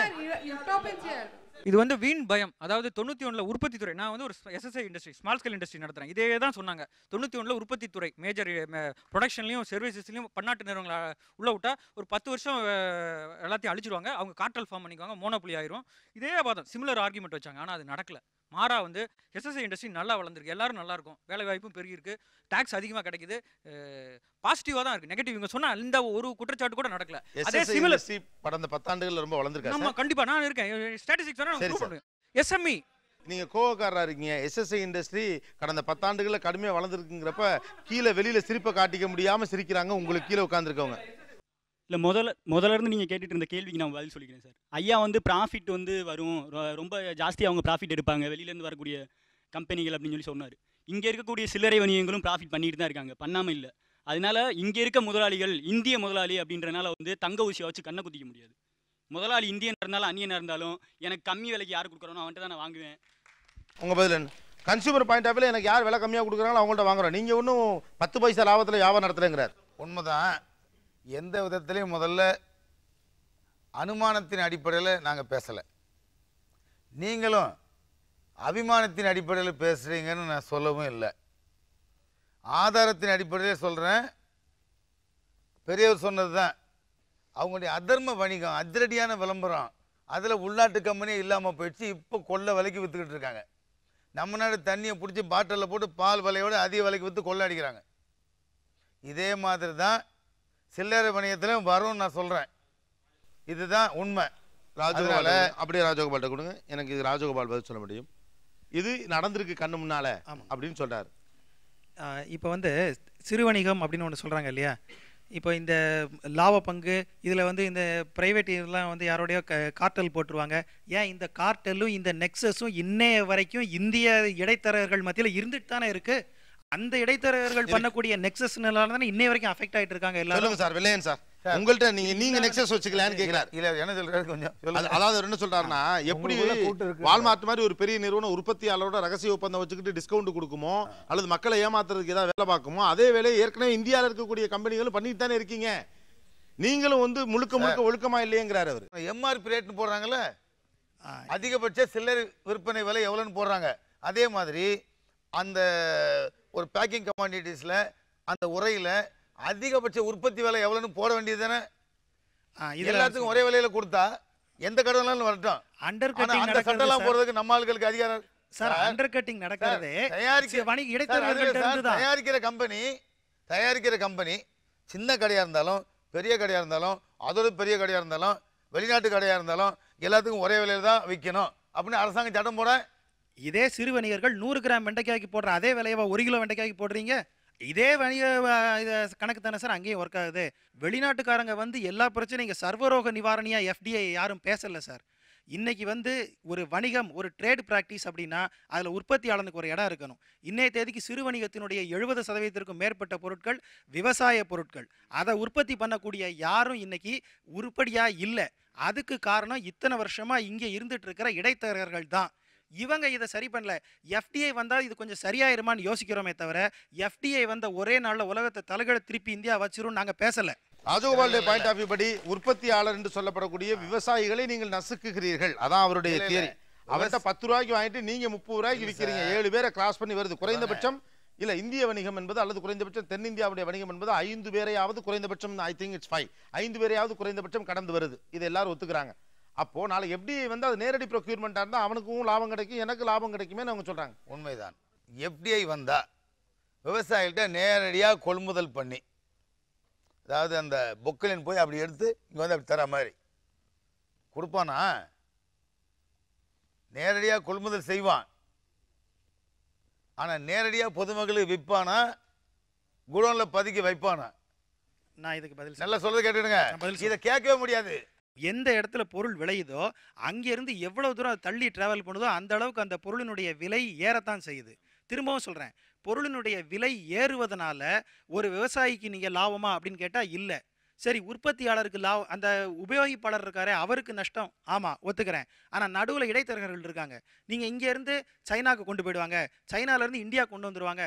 நான் திரும்பவும் சொல்கிறேன், 70% விவசாய பொருட்கள்.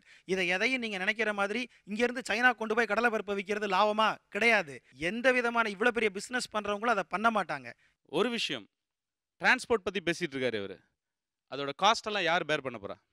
அதே இது இப்போ இவர் இந்த எக்ஸ்டர்னல் வெண்டர் இருக்கார் இல்லையா, வால்மார்ட் மாதிரியான பெரிய ஆட்கள், அவங்க வரும்பொழுது அவர் எவ்வளவு தூரத்துக்கு வேணாலும் அவருடைய ரூட் வந்து எக்ஸ்போர்ட் பண்ணிக்க முடியும் அவரால். நல்ல பழங்கள் நம்ம ஊருக்கு கிடைக்காது. என்னென்னா இந்த பெரிய ரீட்டைல் ஸ்டோர்ஸ் வந்து பிற்பாடு நடந்த ஒரு மாற்றம். அப்புறம் இன்னொரு இது இந்தியன் ஆப்பிள்ஸ் இருந்தது இல்லையா, இந்தியன் ஆப்பிள்ஸ் அதை ஃபுல்லாக பிளாக் பண்ணாங்க அவங்க. இந்தியன் ஆப்பிள்னு ஒரு யூஸ்லெஸ்ஸாக ஒன்று, இந்த வேக்ஸ் எல்லாம் போட்டு விற்றானுங்களே, அது பேரிக்காவோட கேவலமாக இருக்கும். அந்த தரங்கட்ட ஆப்பில் தான் நம்மளுக்கு கொண்டு வந்து கொடுத்தானுங்க. இந்த இந்த பெரிய நெட்வொர்க்ஸ் வந்து நம்மளுக்கு கொடுத்தது வந்து அதை தான் செஞ்சாங்க. இந்தியன் ஆப்பிள்ஸை வந்து பிளாக் பண்ணாங்க. ஃப்ரோசன் ஃபுட் இருக்கு இல்லைங்களா, இந்த ஃப்ரோசன் மீட்டோட டேட் பார்த்துருக்கீங்களா நீங்கள்? ஃப்ரோசன் மீட்டோடைய டேட்ஸ் பார்த்தீங்கன்னா 7 monthsக்கு முன்னாடி கட் பண்ணது. they still claim it's fresh food. Fresh food is a luxury in the Western countries. காரணம் என்னென்னா, இவங்க இவ்வளவு பெரிய இதுலேயும் வந்து அந்த ஃப்ரெஷ் ஃபுட்ன்றதை வந்து அவைலபிளாக இல்லாமல் திருப்பி சார் சொன்ன மாதிரி அவங்களால பெரிய லார்ஜ் ஸ்கேலில் பதுக்கி அதை எப்போ அவங்களுக்கு விளையிறதோ அப்போது கொண்டு வர முடியும். இந்த மாதிரி பிரச்சனைகள்லாம் இருக்குது. தொடரலாம் ஒரு சிறிய இடைவெளிக்கு பிறகு. இது Aachi gulab jamun mix Neeya Naana powered by Ran India TMT கம்பிகள். Stay tuned. நீங்கள் பார்த்துக் கொண்டிருப்பது உங்கள் Vijay. Welcome back to Aachi gulab jamun mix Neeya Naana powered by Ran India TMT கம்பிகள். அந்நிய நேரடி முதலீடு ரீட்டைல் செக்டருக்குள்ள வர்றது ஆபத்துன்னு இந்த செயலை தொடர்ந்து சொல்றாங்க. சிறிய தொழில்கள் பெரிய அளவுக்கு நசுக்கப்படும்னு. ஒரு நல்ல போட்டி உள்ளே வருகிற போது சிறிய தொழில்கள் வளர்வதற்கு வாய்ப்பு இருக்குன்னு அந்த தரப்புல சொல்றாங்க. நான் இன்னொரு தகவலை சொல்கிறேன், ரொம்ப அதாவது இந்த தகவல் வந்து சிக்கலான தகவல். நான் இதில் ப்ராஜெக்ட் பண்ணதுனால நான் இதை சொல்கிறேன். தூத்துக்குடி பக்கம் அவுரின்னு சொல்கிறது சென்னா டையிங் யூனிட்டுக்கு தேவையான முக்கியமான மூலப்பொருள் அது அந்த பக்கம் பூரா விளையுது. குறிப்பிட்ட 4-5 பேரை தாண்டி அவுரி சென்னாவை இன்றைக்கி யாருமே எக்ஸ்போர்ட் பண்ண முடியாது ஜப்பானுக்கு. அது மொத்தமாக 5-6 பேர் கையில். நீங்கள் சொல்கிற கார்டெல் அவுரி பயிரிட்டவன் என்ன கோடீஸ்வரன் ஆகிட்டானா, லட்சாதிபதி ஆகிட்டானா? ஆகலை. எல்லா இடங்கள்லையுமே இன்னைய தேதிக்கு நடந்துட்டு தான் இருக்குது. ஒரு எஃப்டிஐ உள்ளே வர்றதுனால இதில் சிறு மாற்றம் இல்லாதங்கிற நப்பாசையை தான் நான் திரும்ப பேசிகிட்டு இருக்கேனே தவிர அது வந்து இது சரியாயிருன்னு பேசலை. ஏற்கனவே இங்கே இருக்கிறவங்க மோசமாக பாதிக்கப்பட்டாச்சு. அதுக்கு காரணம் இன்றைக்கி இருக்கிற கார்டெல், இன்றைக்கி இருக்கிற நெக்ஸஸ். இன்னைய தேதிக்கு ரெகுலேட்டட் இல்லாத அத்தனை இண்டஸ்ட்ரியிலும் இந்த பிரச்சனை இருக்குது. அட்லீஸ்ட் ஒரு முறைப்படுத்தப்பட்ட நிறுவனம், அங்கீகரிக்கப்பட்ட ஒரு நிறுவனம் உள்ளே வந்ததுன்னா நான் அவனை கேள்வி கேட்க முடியும்.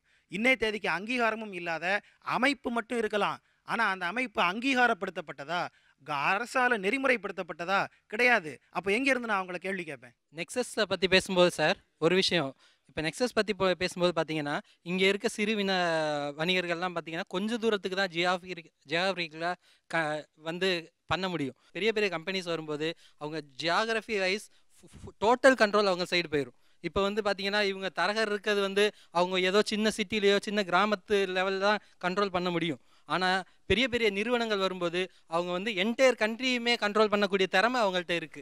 ஓகே, இளங்கோ கல்லானை கொடுங்க. நான் வணிகர்கள் இங்கே இருக்கக்கூடிய வணிகர்கள்லாம் நல்லது செஞ்சுட்டாங்க அப்படின்லாம் ஒன்றும் நான் பேச வரல. வணிகம்ன்றது ஒரு ecosystem. As farming is an ecosystem, வணிகம்ன்றது ஒரு ஈகோ சிஸ்டம் தான்.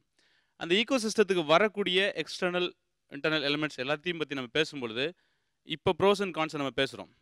அக்ரிகல்ச்சருக்கு இன்ஃப்ராஸ்ட்ரக்சர் தேவையா? ஆமாம். யார் பண்ண போகிறா? இல்லைங்க, வெளிநாட்டு கம்பெனி தான் வந்து பண்ணணும் அப்படிங்கிறது வந்து தட்ஸ் அ ஃபனி திங் ஆக்சுவலாக. இல்லை யார் பண்ணணும் அப்படிங்கிறதெல்லாம் வந்து நம்ம சஜஸ்ட் பண்ண முடியாது. ஏன்னா அக்ரிகல்ச்சருக்கு இன்ஃப்ராஸ்ட்ரக்சர் தேவை. அதை காப்பாற்றுறதுக்கு இப்போ பல விதங்களில் தேவை. ஒரு நல்ல கலப்பை கூட இன்றைக்கி கிடைக்காது, எந்த இதுவும் கிடைக்காது, நல்ல விலையும் கிடைக்காது. அவன் செத்தாலும் பரவாயில்ல, எல்லோரும் அந்த ஸ்கில்ஸ் எல்லாம் கொஞ்சம் கொஞ்சமாக கில் பண்ணி எடுத்துகிட்டு போயிட்டுருக்கோம். அப்புறம் இன்னொரு விஷயம் பார்த்தீங்கன்னா, நேரடியாக உற்பத்தியோட சம்மந்தப்பட்டிருக்கவங்களுடைய நிலை மாறிடுமா அப்படின்னா அது எனக்கு ஷுவராக சொல்ல முடியாது. ₹1 எடுக்கிறது நாளைக்கு அவர் ₹2 எடுப்பார் அப்படின்னு நேரடியாக இந்த மிடில் மேன் எடுத்துட்டா அப்படின்னு சொல்கிறாங்க. நான் இப்பவும் சொல்கிறேன், இந்த டிரான்ஸ்போர்ட் காஸ்ட்டு இது எல்லாத்தையும் அவங்க எப்படிலாம் பண்ணுறாங்கன்னா, யூரோப்பியன் கோஸ்டலில் பிடிக்கக்கூடிய ஃபிஷ்ஷை எடுத்துகிட்டு வந்து சிங்கப்பூரில் பேக் பண்ணுறான். பேக் பண்ணி திருப்பி அதே யூரோப்பியன் மார்க்கெட்டில் அதிக ப்ரைஸ்க்கு விற்கிறான். அவனுக்கு ஃப்ரெஷ் ஃபுட் கிடைக்கல. This is the business model of transport actually. We are paying more for the transport, we are paying more for everything as a consumer. ஆனால் இந்த ப்ரொடியூசர்ன்ற ஒரு ஃபேக்டருக்கு வந்து ஒரு பைசா கூட எக்ஸ்ட்ரா சேர போகிறது கிடையாது. வால்மார்ட்டோட ப்ரைஸ் நீங்கள் இப்போ 4% லாபம் 4% லாபம்னு சொல்லிட்டு இருக்கீங்க. ₹18 வாங்குற பொருள் ₹100 விற்கக்கூடியது தான் அவங்களோட மாடல். ₹18 உற்பத்தியாளர்கிட்ட வாங்கி அவர் ₹100 விற்கிறார். இவங்களோட மாடல் எனக்கு என்னன்னு தெளிவாக தெரியல. ஏன்னா இது வரைக்கும் இதுலேயும் ஒரு டிரான்ஸ்பரன்சி எனக்கு இந்தியாவில் 20% தாண்ட முடியாது. ஜென்ரலாக 20% மேக்ஸிமம் தாண்ட முடியாது. 20% தாண்டா இன்னொருத்தர் அதை விட கம்மியாக கொடுப்பாரு. ரைட். வால்மார்ட் மாதிரியான பெரிய கம்பெனிகள் வந்து இந்த சிறுவணிகரில் மட்டும் பாதிக்குமா, இல்லை கன்சியூமரை பாதிக்குமா, இல்லை ஃபார்மர்ஸை பாதிக்குமா, எதுவுமே நமக்கு தெரியாது. ஆனால் நமக்கு கோரக்கூடிய இன்ஃப்ராஸ்ட்ரக்சருக்காக நாம் ஒரு எக்ஸ்கியூஸாக யூஸ் பண்ணும் பட்சத்தில் we have to rethink our policies actually. நம்மளுடைய எக்ஸ்போர்ட், நீ ஃபார்மர் அவனுக்கு எக்ஸ்போர்ட்டுக்கு ஃப்ரீயாக லைசன்ஸ் கொடு, இதெல்லாம் பண்ணக்கூடாது, நீ ஏன் ரெஸ்ட்ரிக்ட் பண்ணுற? நான் எதை வேணாலும் வித்துட்டு போகிறேன். அப்போ எனக்கு ஓப்பன் மார்க்கெட்லேயே விவசாயிக்கு ஒரு ரோல் இல்லையா? Don't I have the chance to sell my product? அதுக்கான இதே கிடையாதா? அப்போ இது எல்லாத்தையுமே வந்து நம்ம பாலிசி வைஸாகவும் அல்லது வந்து இது எல்லாத்தையுமே பேசுறதுக்கு எனக்கு பெரிய எக்கனாமிக்ஸோ பெரிய எக்கனாமிக் ஃபிலாசபிஸோ தெரியாது. பட் ஒரு விஷயம் எனக்கு தெரியுது, நடைமுறையில் கோளாறு எங்கே இருக்குது அப்படின்னா வந்து இங்கே இல்லை, மேலே பாலிசியில் இருக்குது. அதுதான் பிரச்சனை. அப்படிதான் நான் நினைக்கிறேன். அமுல்னு ஒரு மாடல் கேள்விப்பட்டிருப்பீங்க. இப்போ சமீபத்தில் ஒரு 2-3 வாரத்துக்கு முன்னாடி இறந்து போனார் டாக்டர் குரியன். அமுல் மட்டும் இல்லை, ஆவின் மட்டும் இந்த இடத்துல நுகர்வோர் விலையில் கிட்டத்தட்ட நான் படித்தேன். சரி, அந்த பாயிண்ட் திருப்பி நான் பேசுகிறேன், ஏன்னா பொதுமக்களுக்கும் தெரியணுங்கிறதுக்காக. 80% 83% நேராக உற்பத்தியாளர் போய் சேருது. ஏன்னா அந்த மாடலில் இடைத்தரகருக்கு இடமே கிடையாது. ஆனால் மற்ற எல்லா இடத்துலையுமே வந்து விவசாய பொருட்கள் விற்கிற விலை அவங்களுக்கு ஒரு 20-25% கிடைக்கணும். ஏன்னா நுகர்வோர் விலையில் நீங்கள் ₹10 தக்காளி கொடுத்தீங்கன்னா அவருக்கு ₹2 மேலே கிடைக்காது. இதுதான் ரியாலிட்டி. ஸோ இந்த இடத்த மாற்றணும் அப்படின்னா நீங்களும் நானும் மாறிக்கணும். இப்போ நம்ம எல்லாருமே நுகர்வோர் கல்ச்சராக இருக்கிறோம், நீங்களாம் கன்சூமர் கல்ச்சர். இங்கே போய் நியாயம் அநியாயம் பேச வேண்டாம். இந்த இடத்துல என்னென்னா உற்பத்தியாளர் ஒரு கிட்டத்தட்ட தமிழ்நாட்டில் 6 கோடினா 3-3.5 கோடி பேர் உற்பத்தியாளர் இருக்கிறாங்க, 6 கோடி கன்சூமர் இருக்கிறாங்க, 25,000 மேபி 50,000 வியாபாரிகள் இருக்கிறீங்க. யார் நலன் முக்கியங்கிறது தான் முக்கியம். இல்லைங்க, நான் இப்போ நம்பர்ஸ் பற்றி பேசல. ஆக்சுவலாக வந்து நான் எல்லாருடைய நலன் பற்றி பேசலையே. நீங்கள் ஒரு விஷயம், நான் நார்த் இந்தியாவில் வாழ்ந்துருக்கேன். நீங்கள் பாலை வந்து பாக்கெட்டை பண்ண விட முடியாத ஸ்டேட்ஸ்லாம் இருக்குது. கரெக்ட், உங்களுக்கு தெரியும். அதை செய்யறது யாரு? சிறு வியாபாரிகள். இல்லை தலைவரே, அங்க ஒரு பலம் இருக்குது. ஒரு நிமிஷம் இருங்க, எனக்கு நல்லா தெரியுங்க. நான் வந்து நல்ல அதில் ஊர் நாள் பாலில் கண்டிப்பா தண்ணி கலப்பேன். எவ்வளவு தண்ணின்னு உங்கள்கிட்ட சொல்ல மாட்டேன். Correct, right. எவ்வளவு தண்ணி உண்மை. ஆனா வியாபாரி கிடையாது, அது நேரடி உற்பத்தியாளரே கலக்குறாரு. என்ன? இருங்க சார், சொல்லுங்க. அது அந்த லாபி என்ன, அதோட பலம் என்ன, இத பத்தி உங்களை விட எனக்கு நல்லா தெரியும். அதை என்னால உறுதியா சொல்ல முடியும். இப்போ நீங்க பேசக்கூடிய பாயிண்ட்லயே நான் நினைக்கிறேன், இப்போ ஒருத்தர் வந்து தவறான பிசினஸ் பண்றாருன்னா அதை நம்ம தட்டி கேட்கிற அளவுக்கு நம்மகிட்ட சிஸ்டம் இல்லைன்றதே நம்மளுடைய அது ஃபார்மர் ஆகட்டும் வணிகராகட்டும் யார்ட்டையுமே இல்லைங்கிறது தான் உண்மை. யார்ட்டையுமே இல்ல. அப்புறம் ஏன்னா அதை பத்தி ஏன் பேசுறோம்? ஆனா நீங்க சொல்லக்கூடிய ப்ராசஸ் இருக்கு இல்லீங்களா, நீங்க சொல்றீங்க பெரிய ப்ராசஸ் அண்ட் ஸ்டாண்டர்டைசேஷன், அதோட ஈவில் இருக்கு இல்லீங்களா. I always fear something that is big. Actually என்னுடைய இது நீங்க சொல்லுங்க என்னன்னு சொல்லுங்க. நான் தான் பேசிட்டு இருக்கேன்ல. I always fear something that is பிக்ன்றது காரணம் வந்து இங்கே இருக்கக்கூடிய டைவர்சிட்டி எந்த அதான் தெரியும். ஃபர்ஸ்ட் அந்த வார்த்தை யூஸ் பண்ண ஈகோசிஸ்டம்னு ஏன் யூஸ் பண்ணேன்னா அதை பற்றியான எனக்கு இருக்கக்கூடிய பயம் இருக்கு. ஆனால் இப்போ நீங்கள் பேசின எதுலேயுமே வந்து அந்த கேள்விக்கான பதில் எனக்கு ஒரு ஷாப்பிங் எக்ஸ்பீரியன்ஸ் இருங்க. என்ன வேணாலும் நீங்கள் எக்ஸ்பீரியன்ஸ் பண்ணிட்டு போங்க சார், அது எனக்கு பிரச்சனையே கிடையாது. சும்மா உங்களுக்கு வந்து அழகாக இருக்கேன் அறிவாக இருக்கேன் என்ன வேணாலும் நீங்கள் எக்ஸ்பீரியன்ஸ் பண்ணிக்கிங்க ஃபீல் பண்ணிக்கோங்க. த ஃபேக்ட் இஸ் நாம் பேச வந்த விஷயம் இருக்கு இல்லையா, இந்த ஒரு வணிகம்ன்ற ஒரு ஈகோ சிஸ்டத்தோடைய அதோடைய எத்திக்ஸுக்குள்ளேயோ அதோடைய பார்டருக்குள்ளேயோ இன்னும் நம்ம பேசவே இல்லை. அதாவது கிட்டத்தட்ட 1948 அமுல் இருக்கு. ஒரு கிட்டத்தட்ட 65 ஆண்டு காலமாக நுகர்வோர் விலையில் 80-85% வார வாரம் விவசாயிக்கு போகுது. வார வாரம் அவனுடைய பணம் பட்டுவாடா பண்ணப்படுது. அவனுடைய கால்நடைக்கான இது எல்லாம் பண்ண அந்த ஈகோ சிஸ்டம் வந்து அந்த உற்பத்தியாளனை மிக நன்றாக கவனித்து கொண்டது. அதே சமயம் அமுல் வந்து சாக்லேட்லேயும் இருப்பாங்க, அமுல் வந்து மில்க் பவுடரில் இருப்பாங்க. மில்க் ஷார்ட்டேஜ் வர காலத்தில் அது ரெண்டையும் உற்பத்தி நிறுத்திட்டு லிக்விட் மில்க் மட்டும் பண்ணுவாங்க. ஏன்னா அவங்களுக்கு நுகர்வோர் நலனும் முக்கியம். அது ரெண்டையும் சேர்த்து தான் அமுல் வந்து இன்றைக்கி ஒரு மாடலாக வந்து சக்ஸஸ்ஃபுல் மாடலாக வருது. ஆனால் அவங்களுக்கு வந்து அது ஒரு இண்டஸ்ட்ரி, அதுக்குரிய பேமெண்ட்டில் என்னென்ன அது வந்து நம்மளோட ப்ராப்ளமே என்னென்னா கோஆப்ரேட்டிவ் சொசைட்டிஸ் எல்லாமே இங்கே வந்து நொறுங்கி போய் கிடக்கு. இப்போ what you are patronising as an Amul we have to go into it actually. நான் 20 வருஷமா அங்கே இருக்கேன் சார். 20 வருஷமா அமுல் நிறுவனத்தில் படித்து அமுல் நிறுவனத்தை பார்த்துட்டு அதுதான் சார் நான் சொல்கிறேன். அதான் சார் உங்களுடைய பாசிட்டிவ் பாயிண்ட்லேருந்து பேசுகிறீங்க, அதனால உங்களுக்கு இல்லை அதை தான் நான் சொன்னேன். டோட்டல் சிஸ்டத்தையும் நம்ம பேசும்பொழுது நான் பாலில் தண்ணி கலக்கக்கூடிய ஒரு சிஸ்டம் அங்கே இருந்துட்டு தான் இருக்குன்னு நான் சொல்லிட்டு இருக்கேன். அமுல் மட்டுமே எல்லாத்தோடைய தேவையும் பூர்த்தி பண்ணிட முடியாது இல்லைங்களா. ஓகே, இப்போ இதில் எனக்கு என்ன இதில் நம்பிக்கை என்ன அப்படின்னா வந்து இதெல்லாம் இருந்தாலும் இப்போ இவர் ராஜகோபால் பாயிண்ட் அவுட் பண்ண மாதிரி இங்கே வந்து ஒரு கார்ட்டலைசேஷன் இருக்குது. அது வந்து உண்மை, இது மறுக்க முடியாத உண்மை. அதனால தான் வந்து என்ன சொல்கிறாங்கன்னா வால்மார்ட் வந்தாலாவது ஏதாச்சும் ஒரு விடிவு கிடைக்குமா அப்படின்ற ஒரு இது வருது. ஆனால் இதில் சில சிக்கல்கள் இருக்குது, இதை நாம் பார்க்கணும். அதாவது என்னென்னா வந்து இங்கே பிரச்சனை என்ன அப்படின்னா வால்மார்ட் வருதா அல்லது வந்து இவங்க இங்கே உள்ளூர் வியாபாரிகள் வந்து விவசாயம் ஏமாத்துறானா அப்படிங்கிறதெல்லாம் கிடையாது. இங்கே பிரச்சனை என்னென்னு பார்த்தீங்கன்னா ஒரு மாநிலத்துக்கும் இன்னொரு மாநிலத்துக்கும் பொருளை கொண்டு போகிறதுக்கு வர்றதுக்கான பல தடைகள் இருக்குது. சரிங்களா? அதாவது ஒரு வெளியூர் வியாபாரி வந்து இங்கே வந்து நம்ம வெளி மாநில இப்போ ஆந்திரா வியாபாரி வந்து இங்கே வந்து வாங்குறதுக்கு பல தடைகள் இருக்குது. அதே மாதிரி நம்ம ஊர் வியாபாரி வெளி மாநிலத்தில் போய் வாங்குறதுக்கு பல தடைகள் இருக்குது. இந்த தடைகள் சார்பாக என்ன ஆகுதுன்னா வெளி மாநில பையர் அவன் வந்து இங்கே வரதில்லை. பொதுவாக இந்த மாதிரி வெளி மாநிலத்திலேருந்து லாரியை கொண்டு வந்து தக்காளி வாங்குறவங்க வந்து இந்த பார்டர் டவுன்ஸ்லாம் இருக்கு இல்லையா, அதில் வந்து வாங்குவோம். இப்போ எங்கள் ஒசூர் பக்கத்தில் வந்து நிறையா வந்து இந்த ஆந்திராவிலேருந்து வாங்குவாங்க. தக்காளி நல்ல ரேட்டுக்கு போகுது, நல்ல அப்படி விவசாயிகள் நல்லபடியாக இருக்காங்க. ஐ மீன் அங்கே ஒன்றும் பெரிய வால்மார்ட் மாட்டலாம் கிடையாது, ஒன்றும் ரிலையன்ஸில் வந்து வாங்கல. சாதாரணமாக ஏபிஎம்சி மண்டியில் தான் அவங்க எல்லாமே விற்கிறாங்க. ஸோ இதில் என்ன அப்படின்னா அடிஷ்னல் பையர் புதுசாக ஒரு வாங்குறதுக்கு ஒரு ஆள் வரும்போது அங்கே வந்து விலை ஏறுது. அவர் கோல்ட் ஸ்டோரேஜ் வச்சுருக்காரு, அவர் ஏசி வச்சுருக்காரு, ஃப்ரிட்ஜ் வச்சுருக்காரு, கார் வச்சுருக்காரு, லாரி வச்சுருக்காரு, ட்ரக் வச்சுருக்காரு, அதெல்லாம் ஒன்றுமே கிடையாது. ஆள் எக்ஸ்ட்ரா அந்த இடத்துல வரணும். அதாவது என்னென்னா இந்த இடத்துல ஒரு காட்டல் ஃபார்ம் ஆகிருக்கு, அந்த காட்டலை உடச்சி விடணும். அதுக்குண்டான வழிகளை வந்து செய்யணும். அது கட்டாயம் செஞ்சே ஆகணும். அதில் வந்து எனக்கு எந்த ஒரு இதுவுமே கிடையாது. ஒரு கட்டத்தில் நான் என்ன நினைக்கிறேன்னா இது வந்து சிறு வணிகர்களுக்கே வந்து பலனளிக்க வாய்ப்புகள் உண்டு. எப்படி என்றால் இவர்களோட பொருட்களுடைய இப்போ நீங்கள் இவங்க இன்வென்ட்ரி இருக்கு இல்லையா, இன்வென்ட்ரியோட வால்யூம் வந்து ஆக்சுவலாக வந்து கூட தான் செய்யும். இதோட பொருட்களோட அளவு கூட செய்யும். இன்னொன்று இவங்களோட பார்கெனிங் பவரும் கூடும். இப்போ ஒரு சந்தையில் வந்து நிறையா பொருட்கள் விற்கிதுன்னா நீங்கள் உங்களுக்கு ஆட்டோமேட்டிக்காக உங்களோட பார்கெனிங் பவர் கூடுது. ஸோ இது இப்படி பல விஷயங்கள் இருக்குது. அதனால் வந்து நம்ம வந்து பொதுவாக எடுத்து இது பண்ண முடியாது. அதே நேரத்தில் மேஜர் த்ரெட் இருக்குது, பெரிய த்ரெட் இருக்குது. அதாவது இப்போ என்ன சொல்கிறாங்கன்னா சராசரியாக வந்து ஒரு வால்மார்ட் கடை வந்து 1400 வணிகர்கள் வந்து காலி பண்ணிடுங்கிறது வந்து திஸ் வாட் ஜெயதி கோஷ் சொல்கிறாங்க. இப்போ நாம் இதுக்குள்ளார நடக்கணும் அப்படின்னாலே வந்து பல பிரச்சாரங்களுக்கு நடுவில் தான் போய் உள்ளே போந்து நம்ம உண்மையை கண்டுபிடிக்க வேண்டியிருக்கு அங்கங்கே. ஆமாம், இதில் யார் சொல்கிறதும் எனக்கு பொறுத்தவரை வந்து யார் சொல்கிறது நான் நம்ப விரும்பலை. ரொம்ப டீட்டெயில்டாக எக்ஸ்பர்ட்ஸ் நம்ம கூட பேசிட்டு இருக்காங்க. எஃப்டிஐ ஃபாரின் டைரக்ட் இன்வெஸ்ட்மெண்ட் அது நமக்கு பலன் அளிக்குமா இல்லை நம்மை அளிக்கக்கூடிய ஒரு பிரச்சனையா? Pros and cons of FDI தொடர்ந்து பேசலாம் ஒரு சிறிய இடைவேளைக்கு பிறகு.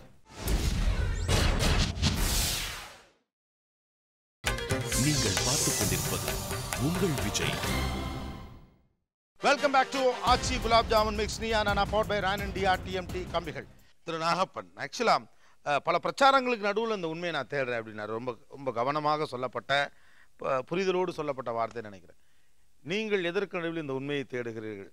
But FDI will it be favor to us or இவங்க பயப்படுற மாதிரி ப்ராப்ளம் ஆகும்? எஃப்டிஐ ரொம்ப கட்டாயமாக தேவை அப்படிங்கிற ஒரு சூழ்நிலையில் இந்தியா வந்து தள்ளப்பட்டிருக்கிறது. ஆனால் அது எந்த துறையில் வேணும் அப்படின்னு பார்க்கும் பொழுது நசிந்து போய் ரொம்ப கஷ்டப்பட்டு கொண்டிருக்கக்கூடிய ஒரு ஏவியேஷன் மாதிரி ஒரு துறையில் அது தேவையாக இருக்கலாம். ஆனால் இந்த ரீட்டைல் செக்மெண்ட்டில் எஃப்டிஐ வேணுமா அப்படின்னா, நீங்கள் முதல்ல கேட்ட ஆதாரமான கேள்வி, இப்போ இருக்கக்கூடிய இந்த சில்லறை வர்த்தகர்கள் மீறி எனக்கு என்ன கம்ப்ளைண்ட் அப்படிங்கிற கேள்விக்கு தான் நாம் போகிறோம். அப்படி பார்க்கும் பொழுது நிச்சயமாக ஒரு 10-15 ஆண்டு காலகட்டத்தில் பார்க்கும் பொழுது அவருடைய சேவை தரம் எல்லாமே மிகப்பெரிய அளவில் இம்ப்ரூவ் ஆகிருக்கிறத நம்ம நிச்சயமாக பார்க்க முடிகிறது, மறக்க முடியாது. நம்ம வந்து ஒரு டைகாட்டமியில் இருக்கோம். என்ன மாதிரி டைகாட்டமி அப்படின்னு பார்த்தீங்கன்னா, விவசாயிக்கு நல்ல விலை கிடைக்கணும், ஆனால் எனக்கு பொருள் மலிவாக இருக்கணும். இதற்கு நடுவில் வந்து வர்த்தகருக்கும் எல்லாம் கிடைக்கணும். 3 பேருக்கும் கிடைக்கக்கூடிய ஒரு ஈகோ சிஸ்டம் எங்கேயுமே கிடையாது. யாரோ ஒருத்தர் தான் இதில் பலன் பெற முடியும், அல்லது 2 பேர் தான் பலன் பெற முடியும். 3 பேரும் பலன் பெறுவதுங்கிறது நடக்காத ஒரு சிஸ்டம். இதை இன்னொரு விதமாகவும் பார்க்கலாம். சொல்லக்கூடிய விஷயம் என்ன அப்படின்னு பார்த்தீங்கன்னா, எஃப்டிஐ வர்றதுனால விவசாயிக்கு அதிகமாக கிடைக்க போகிறதா, அல்லது என் கன்சியூமருக்கு வந்து அதிக விலை குறைவாக போகிறதா? டு பி ஃப்ரேங்க், ஷார்ட் டேர்மில் என்ன வேணாலும் நடக்கலாம். நமக்கு வந்து குறைவாக விலை பொருள் கிடைக்கலாம், விவசாயிக்கு அதிகமாக பணம் கிடைக்கலாம். லாங் டேர்மில், if you ask me honestly, I do not expect the farmer to benefit from this or the end consumer to benefit from this. It will only affect the in-between people. அவ்வளோதான். இதுதான் நான் பார்க்கக்கூடிய விஷயம். இதை சொல்லக்கூடிய ஒரு விஷயத்தில் ஒன்று நான் சொல்லணும். இந்தியாவை பொறுத்தவரை ஆண்டர்ப்ரூனர்ஷிப்புங்கிறது மிக நசிந்து வரக்கூடிய ஒரு விஷயமா இருக்குது. சுயமாக தொழில் செய்ய வேணும், ஒரு முதலாளியாக இருக்கணுங்கிற எண்ணம் வந்து மாறி, எனக்கு கொஞ்சம் கூட காசு கொடுத்தா நான் அடிமையாக இருக்க தயார், வேலை பார்க்க தயார், எனக்கு 20,000 ரூபா 30,000 ரூபா கூட கொடுங்க நான் வந்துடுறேன் அப்படிங்கிற ஒரு சூழ்நிலை இருக்கக்கூடிய, அடுத்தவனுக்கு நம்ம வேலை பார்த்து நம் ஊழியத்தை வைத்து ஒரு 10 மடங்கு சம்பாதிக்கக்கூடிய ஒரு சூழ்நிலை இருக்கக்கூடிய டயத்தில் இன்னமும் ஆண்டர்ப்ரூனர்ஷிப், முதலாளி அப்படின்னு அந்த சொல்லக்கூடிய ஒரு தொழில் செய்யக்கூடிய ஒரு ஆர்வம் நசிந்து போகாமல் இருக்கக்கூடிய ஒரே துறை இந்த சில்லறை வர்த்தகத்துறை தான். ஸோ இதில் வந்து அதை போற்றி பாதுகாக்கப்பட வேண்டிய அவர்களுக்கு இந்த எஃப்டிஐ வரும்பொழுது அதனால் ஏற்படக்கூடிய தாக்கங்களை அவர்களுக்கு எடுத்து அது பாதிக்காமல் இருப்பதற்கு பலவிதமான வரி சலுகைகள் மூலமாக, எக்ஸம்ஷன்ஸ் மூலமாக இவர்கள் காப்பாற்றப்பட வேண்டியவர்கள். அப்படி ஒரு பாதிப்பு ஏற்படும் என்றால் என்று தான் நான் நினைக்கிறேன். நான் 2 சைட் ஃபேக்ட்ஸும் முதல்ல பார்க்கணும். இதை பற்றின புள்ளி விவரங்கள் இந்தியாவில் ரொம்ப கம்மி. எக்கனாமிக் சென்சஸ்னு ஒன்று 5 வருடங்களுக்கு ஒரு முறை நடத்த வேண்டும். அதை நம்ம அதிகமாக நடத்துனதே கிடையாது. சென்சஸ் என்பது எப்படி மக்கள் தொகை கணக்கெடுப்போ அது மாதிரி ஒவ்வொரு தெருவாக போய் கணக்கெடுக்குன்ற ஒரு முறை. 90, 98, 2005 3 சென்சஸ் தான் இது வரைக்கும் ரொம்ப காம்ப்ரஹென்சிவாக பண்ணியிருக்காங்க. நான் தமிழ்நாட்டுக்கு மட்டும் கணக்கெடுத்து பார்க்கும்பொழுது 90லேருந்து 2005க்குள்ளே இருக்க 1000 பேருக்கு 168 இருந்த இந்த தனிநபர் சில்லறை வியாபாரி இன்று 100 பேர் தான் இருக்கிறான். அப்போனா 90லேருந்து 2005 அந்த 15 ஆண்டுகளில் தனிநபர் வியாபாரி என்பவன் 1000 பேருக்கு 168 இருந்தது, இன்றைக்கி 100 தான் வந்திருக்குது. இன்றைக்கி அதை விட குறைவாக தான் இருக்கும். அப்போ எந்த ஒரு துறையிலுமே, குறிப்பாக இந்த சில்லறை வணிகத்தில் ஆர்கனைஸ்டு செக்டார் அதிகமாக அன்ஆர்கனைஸ்டு செக்டார் குறைஞ்சி தான் போகும். ஆனால் அவர்களுக்கு தொடர்ந்து நம்ம கெடுதல் பண்ணிக்கிட்டே இருக்கிறோம். ஒரு பிளாட்ஃபார்மில் நடந்தால் ஒரு வியாபாரி இருந்தாக்கா, ஐயோ நீ தான் இங்கே டிராஃபிக் ஜாமுக்கு காரணம்னு. ஆனால் அங்கே பிளாட்ஃபார்மை சின்னதாக போட்டதும் அரசாங்கம் தான். அதில் பல விதத்தில் வியாபாரிகள் கடையை வச்சுருக்கிறவங்களே நிறைய இன்ட்ரூஷன் பண்ணியிருப்பாங்க. அதெல்லாம் நம்ம கண்ணுக்கே தெரியாது. ஆனால் நடந்து போகிற இடத்துல ஒரு பாவம் ஒரு ஆயா வந்து ஒரு 4 கத்திரிக்காய் வச்சுட்டு விற்றுட்டு இருக்கோம், அவங்கள போய் திட்டிகிட்டு இருப்போம், நீ தான் டிராஃபிக் ஜாமுக்கே காரணம். இல்லை டிராஃபிக் எவ்வளோ அதிகமாகும், அதுக்கு தகுந்த மாதிரி எவ்வளோ பெரிய ரோடை போடணும், அந்த ஃபியூச்சரிஸ்டிக் திங்கிங்லாம் நம்மகிட்ட கிடையாது. திட்டுறதெல்லாம் இந்த தெருவோர வியாபாரிகளை தான். ஆனால் அவங்க தான் வந்து ஒரு லியூப்ரிகண்ட் மாதிரி இந்த சொசைட்டினுடைய பெரிய சக்கரத்தை வந்து ரொம்ப ஸ்மூத்தாக செய்யறதுக்கான லியூப்ரிகண்ட் யாருன்னா இந்த தெருவோர வியாபாரிகள் அல்லது தன்னிச்சையாக வியாபாரம் செய்கிறோம்.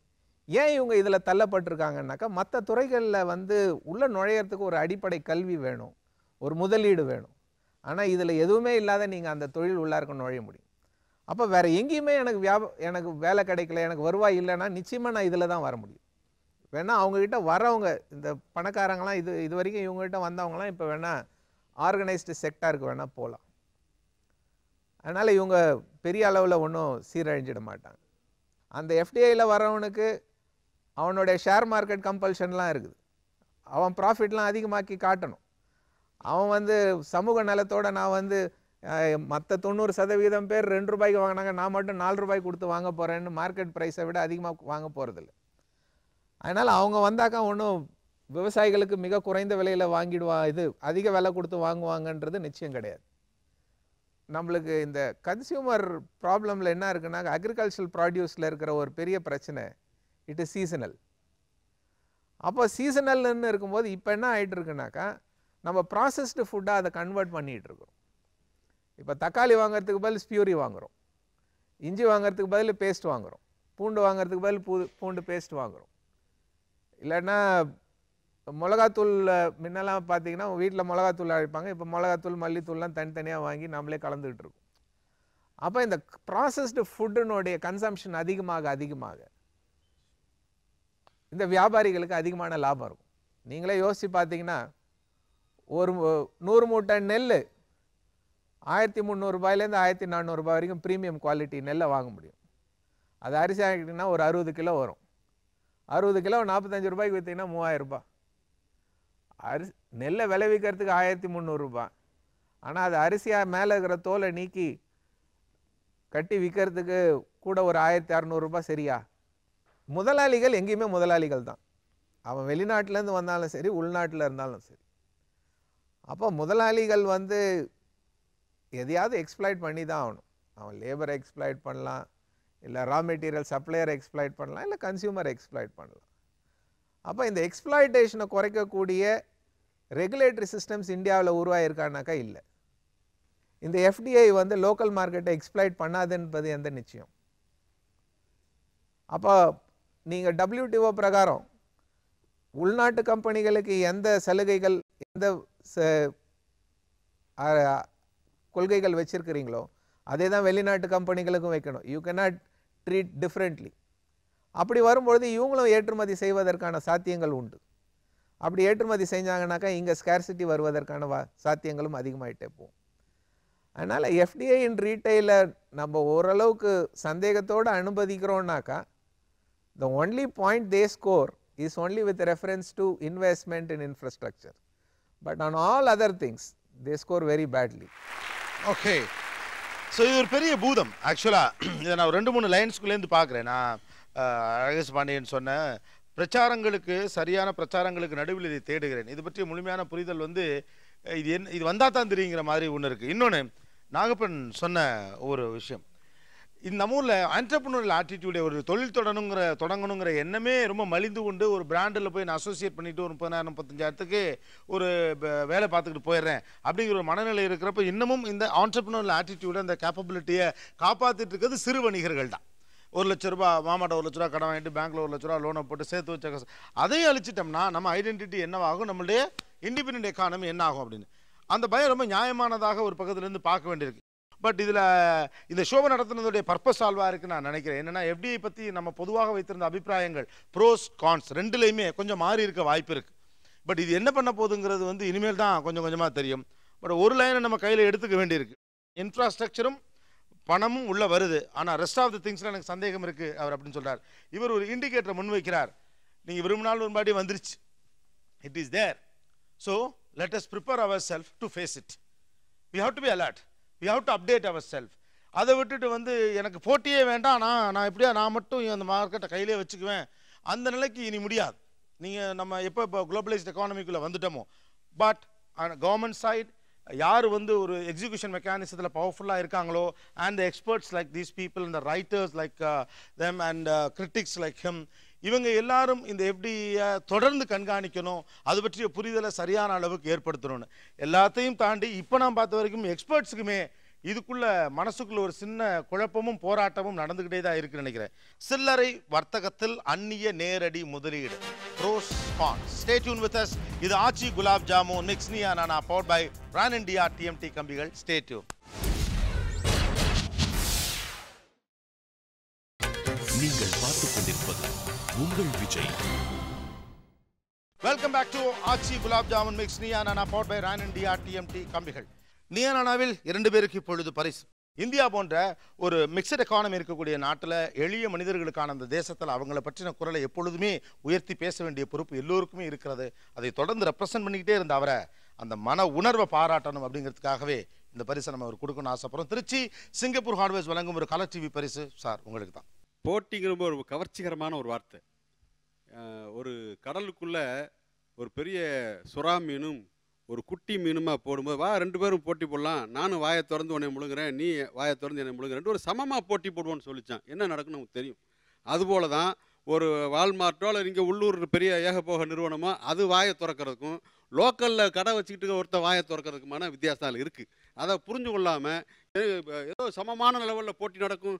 அந்த அந்த எக்கனாமிஸ்டுகளுக்கு கவர்ச்சிகரமான வார்த்தைலாம் வச்சுருக்காங்க. என்னது லெவல் ஃபீல்டு அப்படி இப்படிலாம். ஏன்னா எங்கள் எளிய மக்களுக்கு அந்த லெவல் ஃபீல்டெலாம் தெரியாது. அவங்கள பொறுத்த வரைக்கும் என்ன இப்போ நேரடியாக ஒரு கன்சியூமருக்கு வேணால் நீங்கள் உடனடியாக ஏதோ பெரிய கடை வருது உள்ளே போனால் ஏசி இருக்குது சில பொருள் வாங்கலான்னு இருக்காங்க. ஆனால் படிப்படியாக அவன் சொந்தக்கார ஒருத்தன் வேலை இழந்துக்கிட்டு இருக்கிறான் அப்படிங்கிற விஷயம் தான் வரும். தீக்கதிர் பத்திரிகையினுடைய ஆசிரியர் திரு குமரேசன் அவர்கள், வாழ்த்துக்கள் சார்.